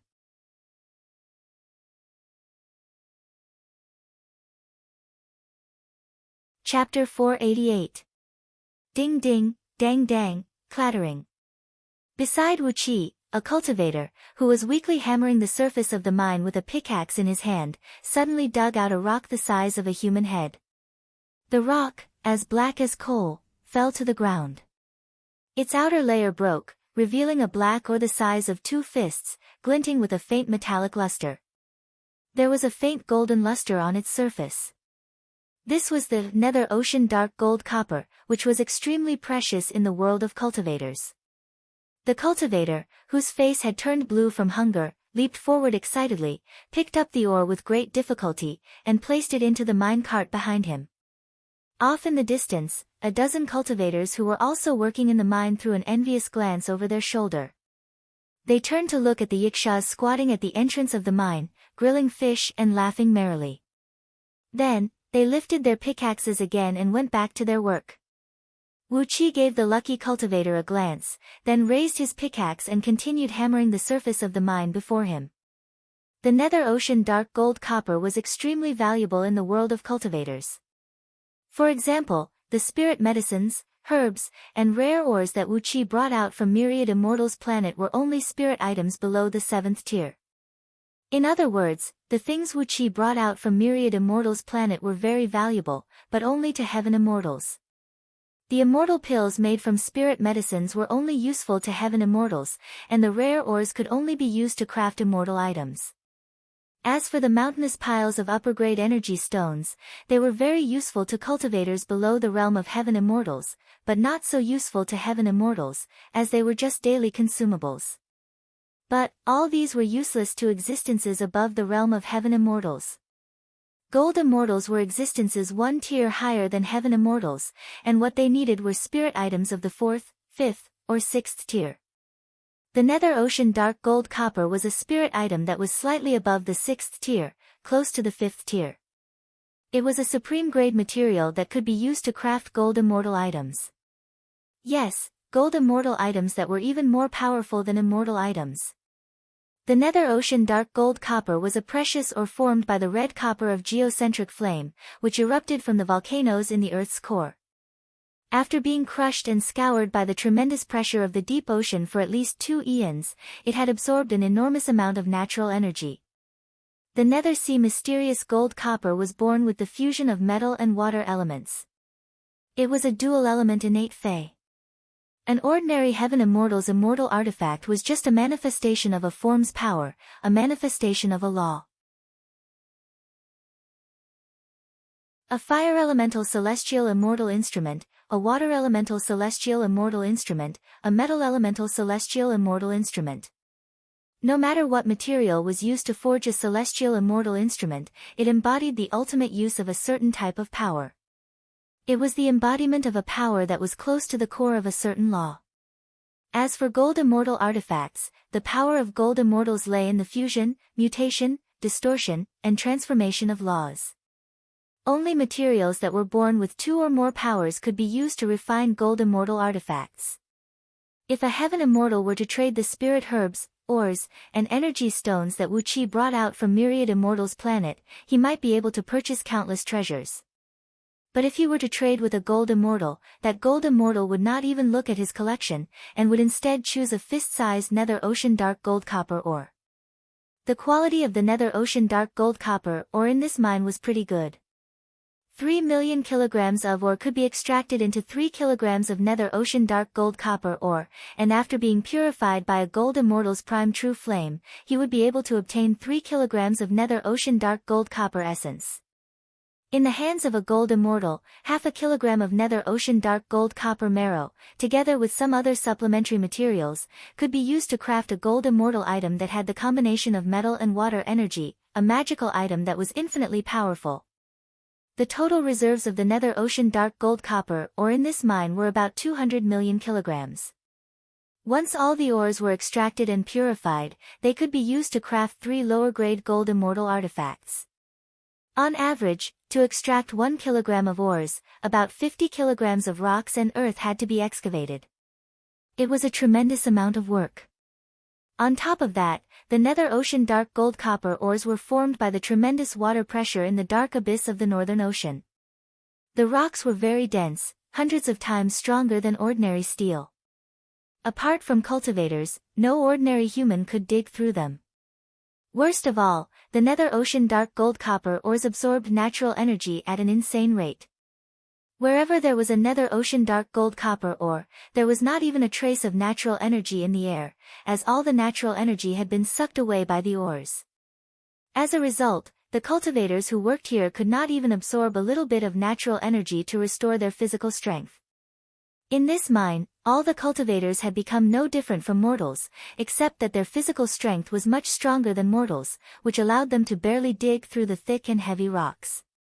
Suddenly, a crisp sound rang out from Wu Qi's pickaxe. An ordinary rock was cut open, and a fist-sized ore flew out along with the pickaxe. Nimbly, he grabbed the ore and threw it into the mine cart behind him.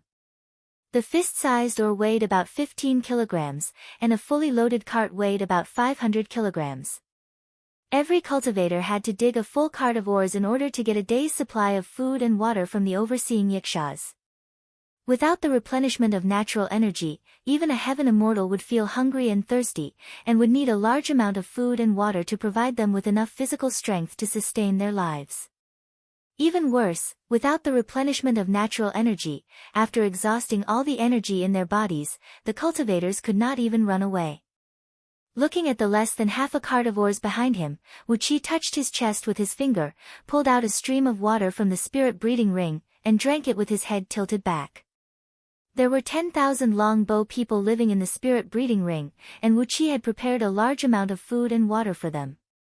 Considering the huge appetite of Longbow people, the food and water stored in the ring was enough for them to enjoy for 1 year, but it was enough for Wu Qi to consume for several hundreds of thousands of years. The spirit breeding ring did not have the function of freezing time. After those longbow people were killed by the primordial gold talisman, Wu Qi had stored all the food and water into the black dragon's spirit ring, and conveniently hid the ring in his spiritual ocean. He had only stored a small amount of food and water in the spirit breeding ring.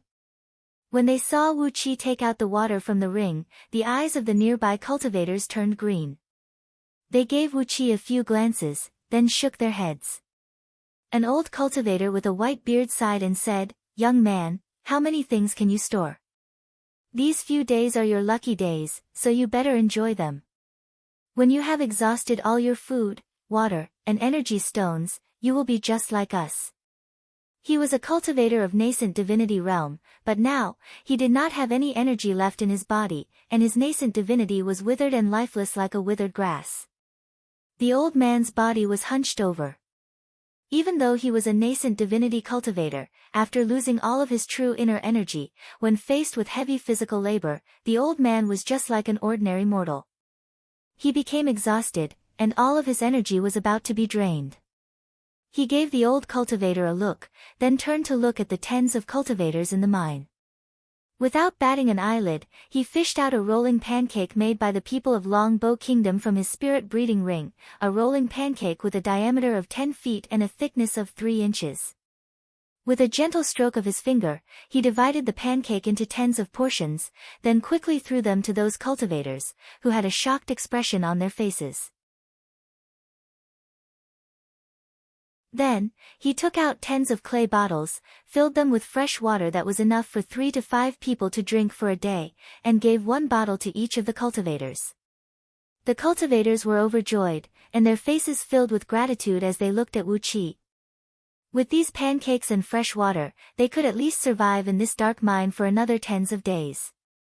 Wu Qi nodded at them, then continued waving the pickaxe and hammering on the surface of the mine. This was the second day since Wu Qi came to this mine, but he still failed to complete the task of bringing out a cart of ores, and still failed to exchange them for the food and water provided by the Yikshaws. But, Wu Qi did not care about that. When the Yikshaws began to beat their drums, he threw away the cart and pickaxe, walked out of the mine with the other cultivators, and came to the tens of miles wide mine outside. After walking along an excavated tunnel for a while, they arrived at a huge mine cave. Wu Qi walked into the mine together with several thousand cultivators. After walking along the tunnel for tens of miles, they came to a huge cavern that could accommodate more than 10,000 people. Countless stalactites were hanging from the ceiling of the cave, which was about a mile high, and clear water was dripping down from them. A cultivator was extremely thirsty. He raised his head stealthily, opened his mouth slightly, and let a drop of water fall into his mouth. Suddenly, a beam of blue light shot over from a corner. A ferocious-looking female Yiksha threw out a flying sword and killed the cultivator. The surrounding Yikshas burst into laughter, clapping and stamping their feet excitedly. Some of them even swayed their hips and danced. The cultivators waited quietly in the cavern. About 15 minutes later, footsteps were heard coming from behind a naturally formed stalactite screen in front of them. Before long, a group of cultivators clad in green Taoist robes walked out of the cavern, escorting an old man, who was clad in a crane cloak and had a long white beard. He looked like an immortal, and had a dignified appearance. Upon seeing the old man, Wu Qi quickly bowed his head, and exercised a mystic technique from Scroll of Stealing to slightly adjust his facial features and muscles. He twisted his body slightly, and a cracking sound could be heard coming from his bones, while his height was shortened by 3 inches. Clearly, the old man was Lu Buwei, and Supervisor Lu of Miaoing Palace was him. But, how could he have come here 2 years ago? While Wu Qi was having doubts, Lu Buwei was already standing on top of a tall stalactite. With a deep breath, he shouted, "The cultivator who has mined the least ores this month will be executed." A beam of blue light flashed, and a female cultivator, whose face had turned pale with fear, let out a shrill scream. But, as she was about to turn and flee, the blue light caught up with her and swept across her waist, cutting her in half. Lu Buwei nodded and said satisfyingly, "This is the consequence of not working hard." Clearing his throat, Lu Buwei smiled faintly and said, "There are 38 new fellow Taoists joining us this month. I would like to invite the new fellow Taoists to come to the front. Hand over all your magical storage items, flying swords, and magical treasures. Otherwise, don't blame me for being merciless." Amidst the crowd of several thousand cultivators, an evil cultivator with a ferocious-looking face laughed evilly. Suddenly, a dense dark smoke rose from his body, transforming into a bony fiend that sprung into the air and leaped towards Lu Buwei. Wu Qi raised his head and looked at the clump of dark smoke, then turned to look at Lu Buwei from the corner of his eyes.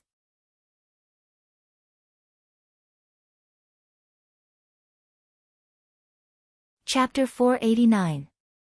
Standing on top of the stalactite, Lu Buwei stared at the approaching dark smoke fiend with a contemptuous smile on his face. He cupped his fist towards the sky and said, "Goddess, please strike now." A sheet of golden light mixed with a faint purple mist sprinkled down from the sky.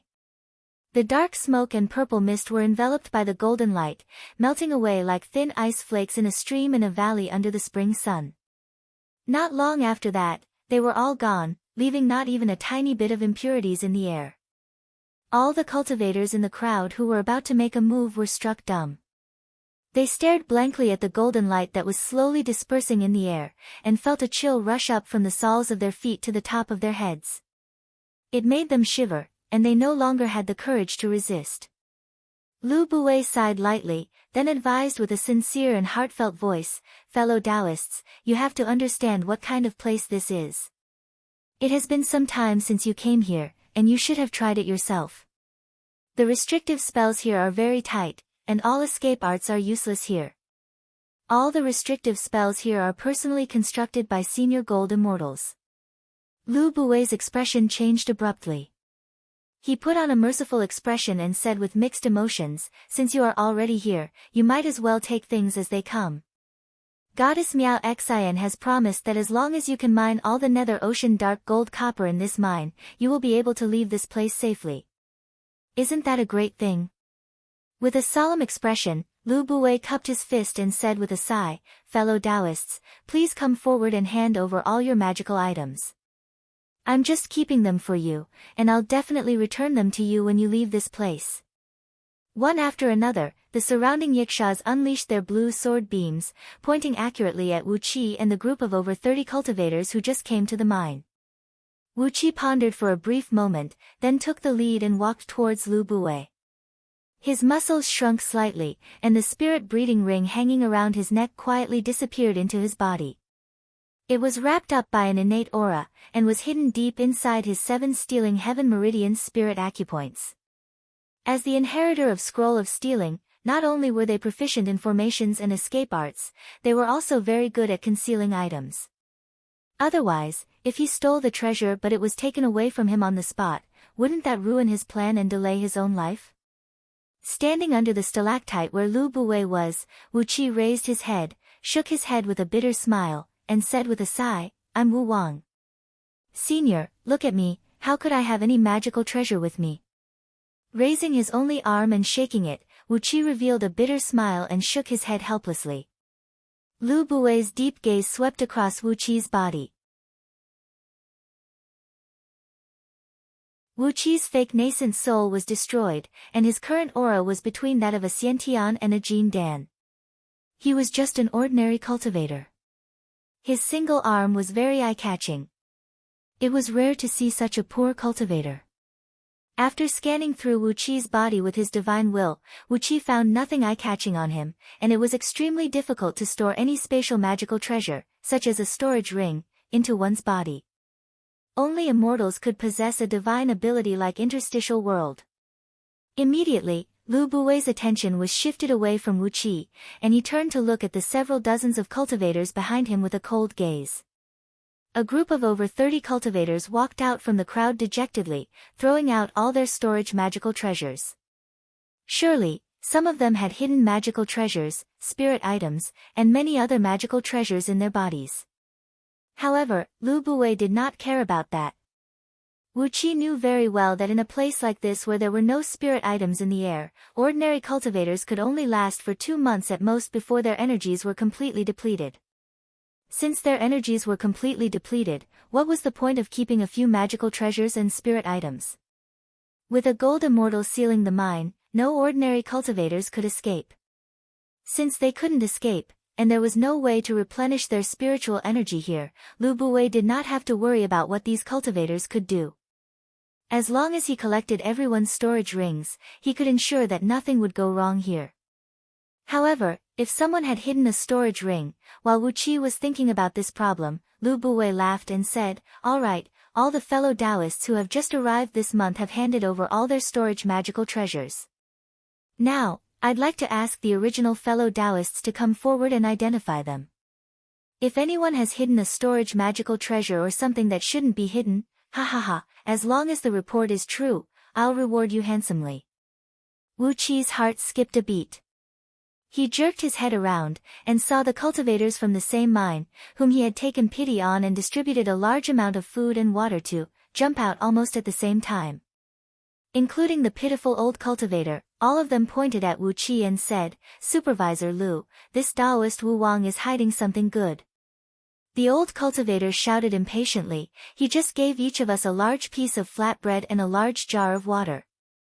Wu Qi clenched his teeth in anger and glared at the dozen cultivators, wishing he could kill them on the spot. However, a faint divine will was lingering in the air above the cave. Wu Qi weighed his current strength, and in the end, he did not dare to make a move. Lu Buwei laughed, then nodded and said, "Somebody, give these fellow Taoists who came forward to report a minor merit." After a slight pause, Lu Buwei looked at the many cultivators below and said with a smile, "Everyone, remember, I'm a strict person who rewards and punishes, and I'm the most reasonable. If you report someone who cheated on you, you will get a minor merit. If you get 10 minor merits, you will get 1 medium grade merit, and if you get 10 medium grade merit, you will get 1 upper grade merit. As long as any fellow Taoist can get 1 upper grade merit, I'll open the front door and send him off." Clapping his hands, Lu Buwei smiled and said, "Fellow Taoists who just came, and fellow Taoists who are already here, what do you think of this method?" Thousands of cultivators applauded and cheered for Chi-Chi as if they had gone mad. They clapped, stamped their feet, and shouted with twisted faces, "Good, good, good. Supervisor Lu is wise and farsighted, and you are very strict in your rewards and punishments. We will obey you." Even the slogans shouted out by these cultivators were exactly the same, and not a single word was changed. Wu Qi felt a chill running down his spine. Had these people been brainwashed by Lu Buwei? How did they become like this? Raising his head to look at Lu Buwei, Wu Qi clenched his jaws tightly. Sure enough, no matter where he ends up, he will never be willing to be left alone. Sooner or later, he will stir up some big trouble. But, Wu Qi was still puzzled.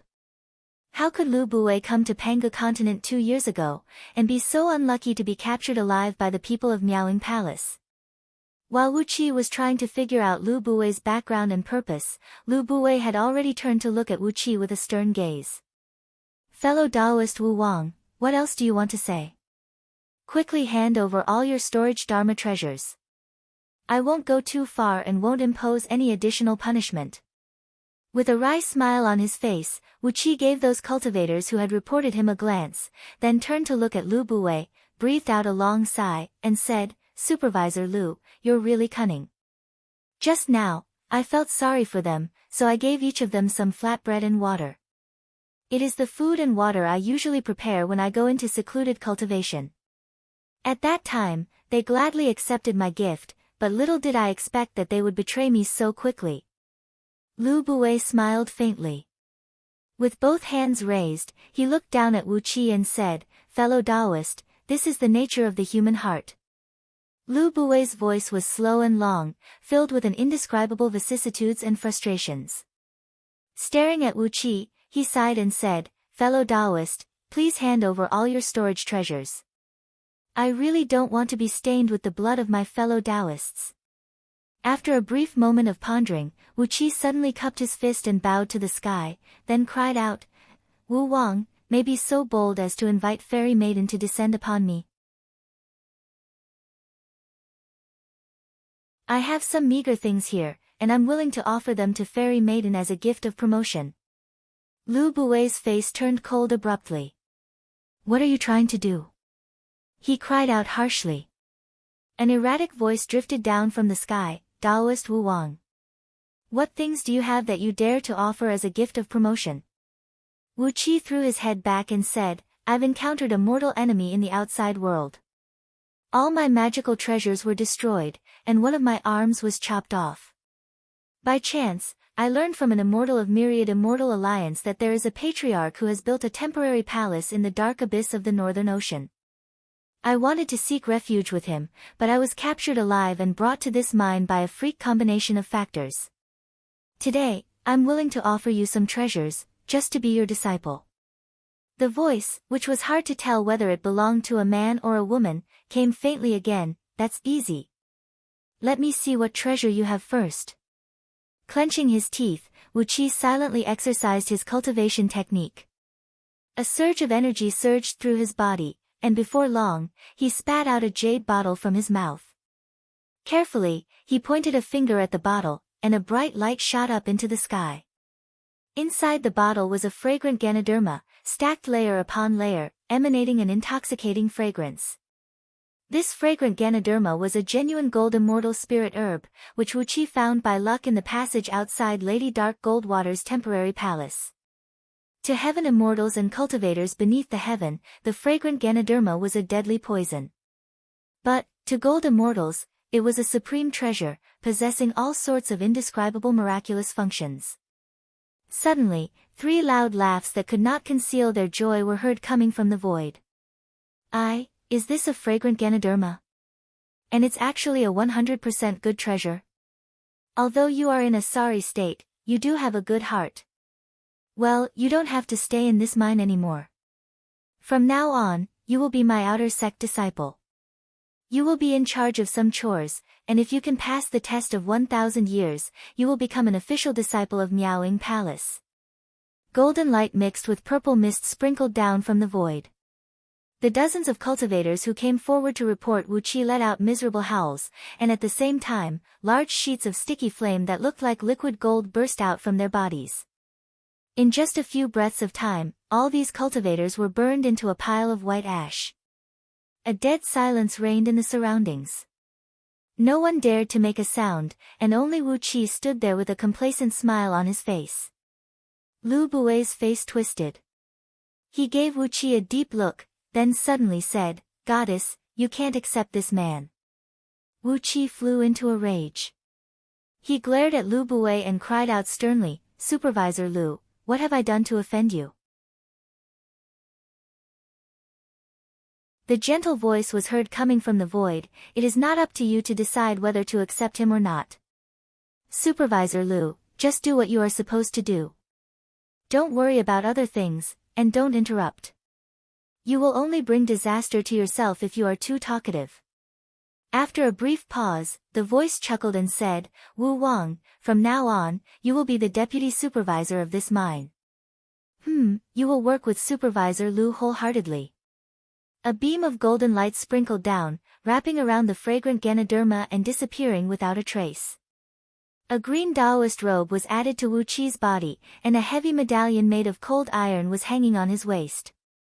Grinning coldly, Wu Qi cupped his fist at Lu Bui and said, Supervisor Lu, please give me your guidance in the future. Lu Bui gave Wu Qi a gloomy look, then spun and left the mine with his men.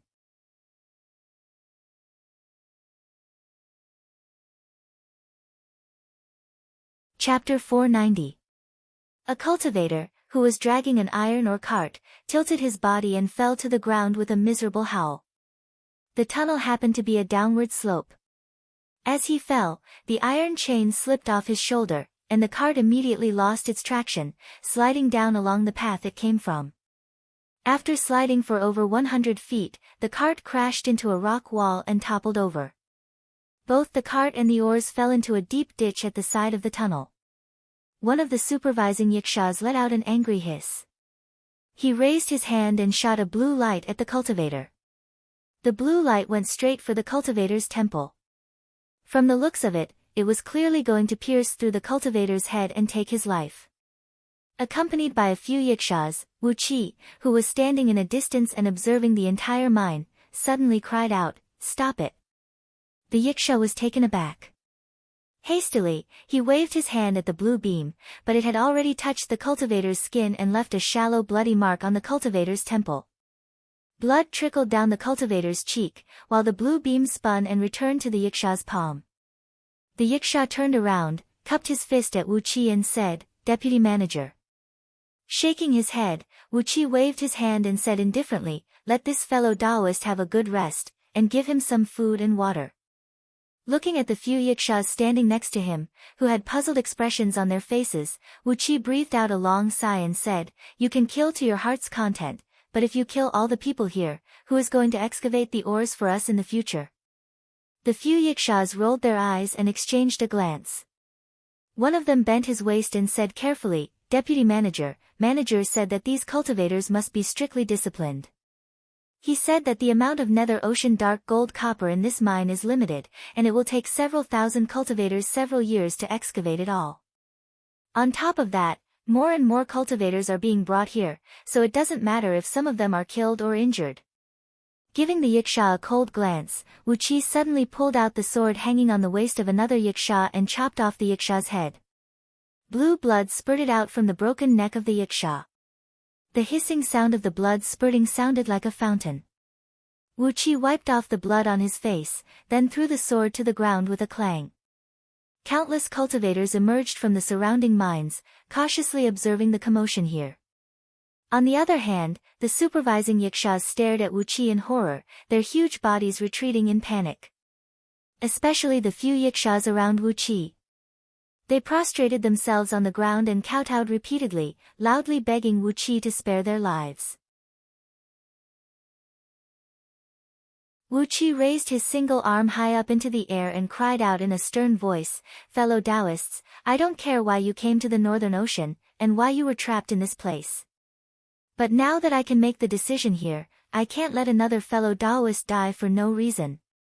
With a sobbing tone, Wu Qi howled, "Fellow Taoists, you have worked hard for hundreds of years, even thousands of years, to attain the cultivation base you have today.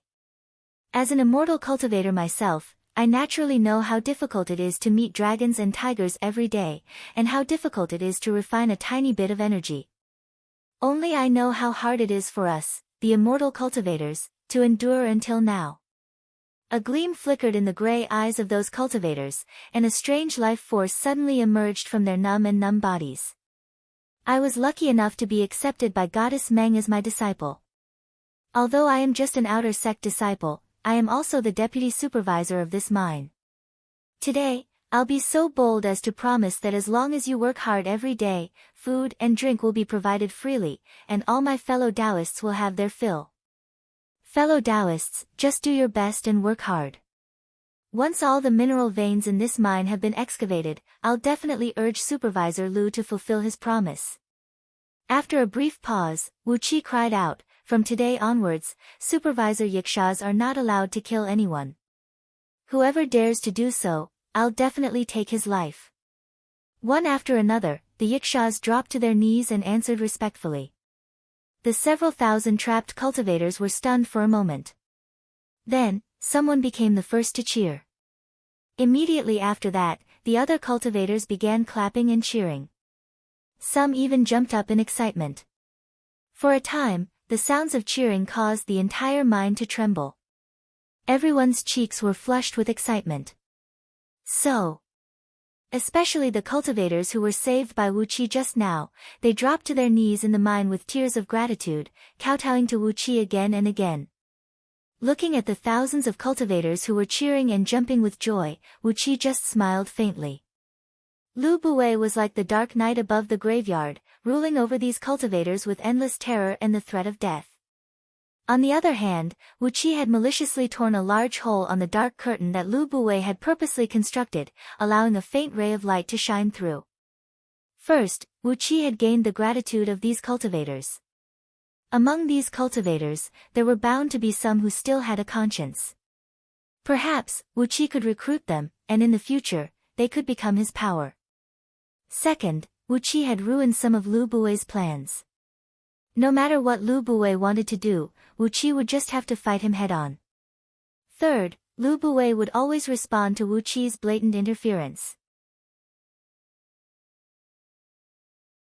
Once a conflict broke out between Lu Buwei and Wu Qi, regardless of whether the conflict was good or bad, it would definitely reach Goddess Miao Xian's ears. And Wu Qi had a feeling that Goddess Miao Xian would be very happy to see Wu Qi making such a ruckus. This was the third day since Wu Qi came to this mine, and he had already begun to deliberately break the rules set by Lu Buwei. Flying before the cultivator who kept kowtowing, Wu Qi helped him up, patted his shoulder, and said with a deep voice of encouragement, "Fellow Taoist, hang in there. I promise you, as long as I can still have a tiny bit of power in this mine, I'll never let any fellow Taoist die unjustly." The cheers of the surrounding cultivators grew louder and louder. Wu Qi waved his single arm and greeted the surrounding cultivators. After that, he glared at those yikshaws and roared, "What are you waiting for? Go prepare some food and water. Hurry up. In the future, if any fellow Taoist needs some water, bring it to him quickly. If any fellow Taoist's only son is hungry, bring it to him quickly. If any fellow Taoist has a headache or fever, you will be the filial son and grandson, and show me your utmost respect." One after another, all the cultivators stuck out their chests. Half of them looked gratefully at Wu Qi, while the other half looked disdainfully at those yikshaws who were kneeling on the ground and dared not to raise their heads. Amidst Wu Qi's loud scolding, these yikshaws ran out of the mine in a sorry state. Before long, they returned with a great amount of clean water, as well as food made from seaweed, fish, and some other raw materials, which they distributed to all the cultivators in the mine. A few exquisite stone caves were excavated in the mine. Some were built on the left and right sides, and some were built in the front and back. The interior of the caves was well furnished, with stone tables, stone chairs, and stone beds.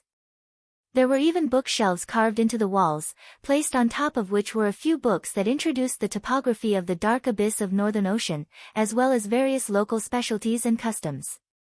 These caves were for the use of Lu Buwei's disciples who were in charge of managing the mine. From time to time, these disciples would come to the mine to supervise the work of the cultivators. Since they were the disciples of Miao Ying Palace, the treatment they received was definitely not the same as the cultivators. As such, these stone caves were equipped with all kinds of living facilities, and that was the enjoyment they deserved. After ordering the yikshaws to provide sufficient food and water to the cultivators, Wu Qi chose a stone cave that was furnished with the most luxurious furnishings. He lay on a stone bed with his limbs spread out, reading the books provided in the cave. These books were compiled by Miao Ying Palace herself, and they were filled with detailed information, even including the topography of the north, northwest, and northeast of the dark abyss of Northern Ocean. According to the books, the north of the dark abyss of Northern Ocean had become a large and densely populated province. Right behind it, the distance between the two provinces was about the same as the distance between Zhong Province and Northern Ocean. It was the administrative center of Feng Province, another first-grade province of Diyu. However, as the distance was too far, there were not many interactions between Feng Province and Zhong Province. The mortals never had any contact with each other for generations, and the cultivators who came to Pangu continent rarely traveled between the two provinces. Apart from those merchants who went to Ling-Ao Island to purchase aquatic treasures, few cultivators were willing to take a stroll around the dark abyss of Northern Ocean. It was not a friendly place. Word by word, Wu Qi memorized all the information in the books. Right after he finished flipping through a few of them, he heard a series of rapid footsteps coming from outside the cave where Wu Qi was. Lu Buwei's face turned blue with anger. Together with a group of green-clothed Taoists, they rushed into the cave and pushed the door open forcefully with a palm strike. "Deputy Supervisor," cried Lu Buwei, focusing on the deputy supervisor. "Supervisor Lu." Lazily, Wu Qi rose to his feet and threw the book in his hand onto the stone bed. Tilting his head, he stared at Lu Buwei and said with a cold grin, "I thought Supervisor Lu only comes down here once a month to search for treasures. Why are you here again today after leaving yesterday?" Lu Buwei took a few steps closer to Wu Qi, pointing his finger at Wu Qi as he snapped, "How dare you? How dare you break the iron rule I've set?" Wu Qi rose to his feet, staring at Lu Buwei fearlessly as he sneered and said, "What kind of bullshit rule is that? I don't like it. You are intentionally harming all the fellow Taoists under the heaven. Although I'm not a good man, I do have a kind heart. Supervisor Lu, could it be that you are a demon immortal who has cultivated from a jackal, wolf, tiger, or leopard? Otherwise, how could you be so cold-hearted and use all sorts of methods to kill your fellow Taoists?" The expression on Lu Buwei's face turned even more unsightly. "What a compassionate deputy supervisor," he said with a cold grin on his face. After letting out 3 wild laughs, Lu Buwei spun and left. Behind him, all the executing disciples gave Wu Qi a pitying look, then turned and followed behind Lu Buwei. When Wu Qi came to the entrance of the cave, he smiled and waved at Lu Buwei, saying, "Take care, supervisor. Be careful." Wu Qi's laughter was loud, but his eyes were filled with a cold gleam, without the slightest warmth. He raised his head and looked at those supervising yakshas, who lowered their heads in fear and bowed to Wu Qi. On the 2nd and 3rd day, Lu Buwei did not show up, but from time to time, a few of his disciples would come to the mine and show their faces. On the 4th day, the leader of the supervising yakshas came to Wu Qi with a timid look on his face, whispering a few words to him. "Deputy Supervisor, the output of ores has dropped by 2 times in the last few days, and is now less than 30% of what it used to be. If this goes on, all of us will be severely punished by Elder Miao Xian. It doesn't matter that you've contributed some spirit herbs and immortal herbs to Elder Miao Xian, but we are dead meat." The Yiksha leader dropped to his knees, kowtowing and begging Wu Qi. Wu Qi was taken aback. His face turned blue as he cried out sternly, "Gather everyone. I'll give you the time to finish a pot of tea." Immediately, several thousand cultivators rushed out from the surrounding mines. You're tuning in to the Blissful Bookshelf YouTube channel. We're so grateful for your support, and don't forget to subscribe to join us on this incredible journey through captivating stories. Your generosity through donations truly makes a world of difference, as it's the primary source of revenue that allows me to expand and enhance this channel for you. Thank you from the bottom of my heart for being a part of this adventure.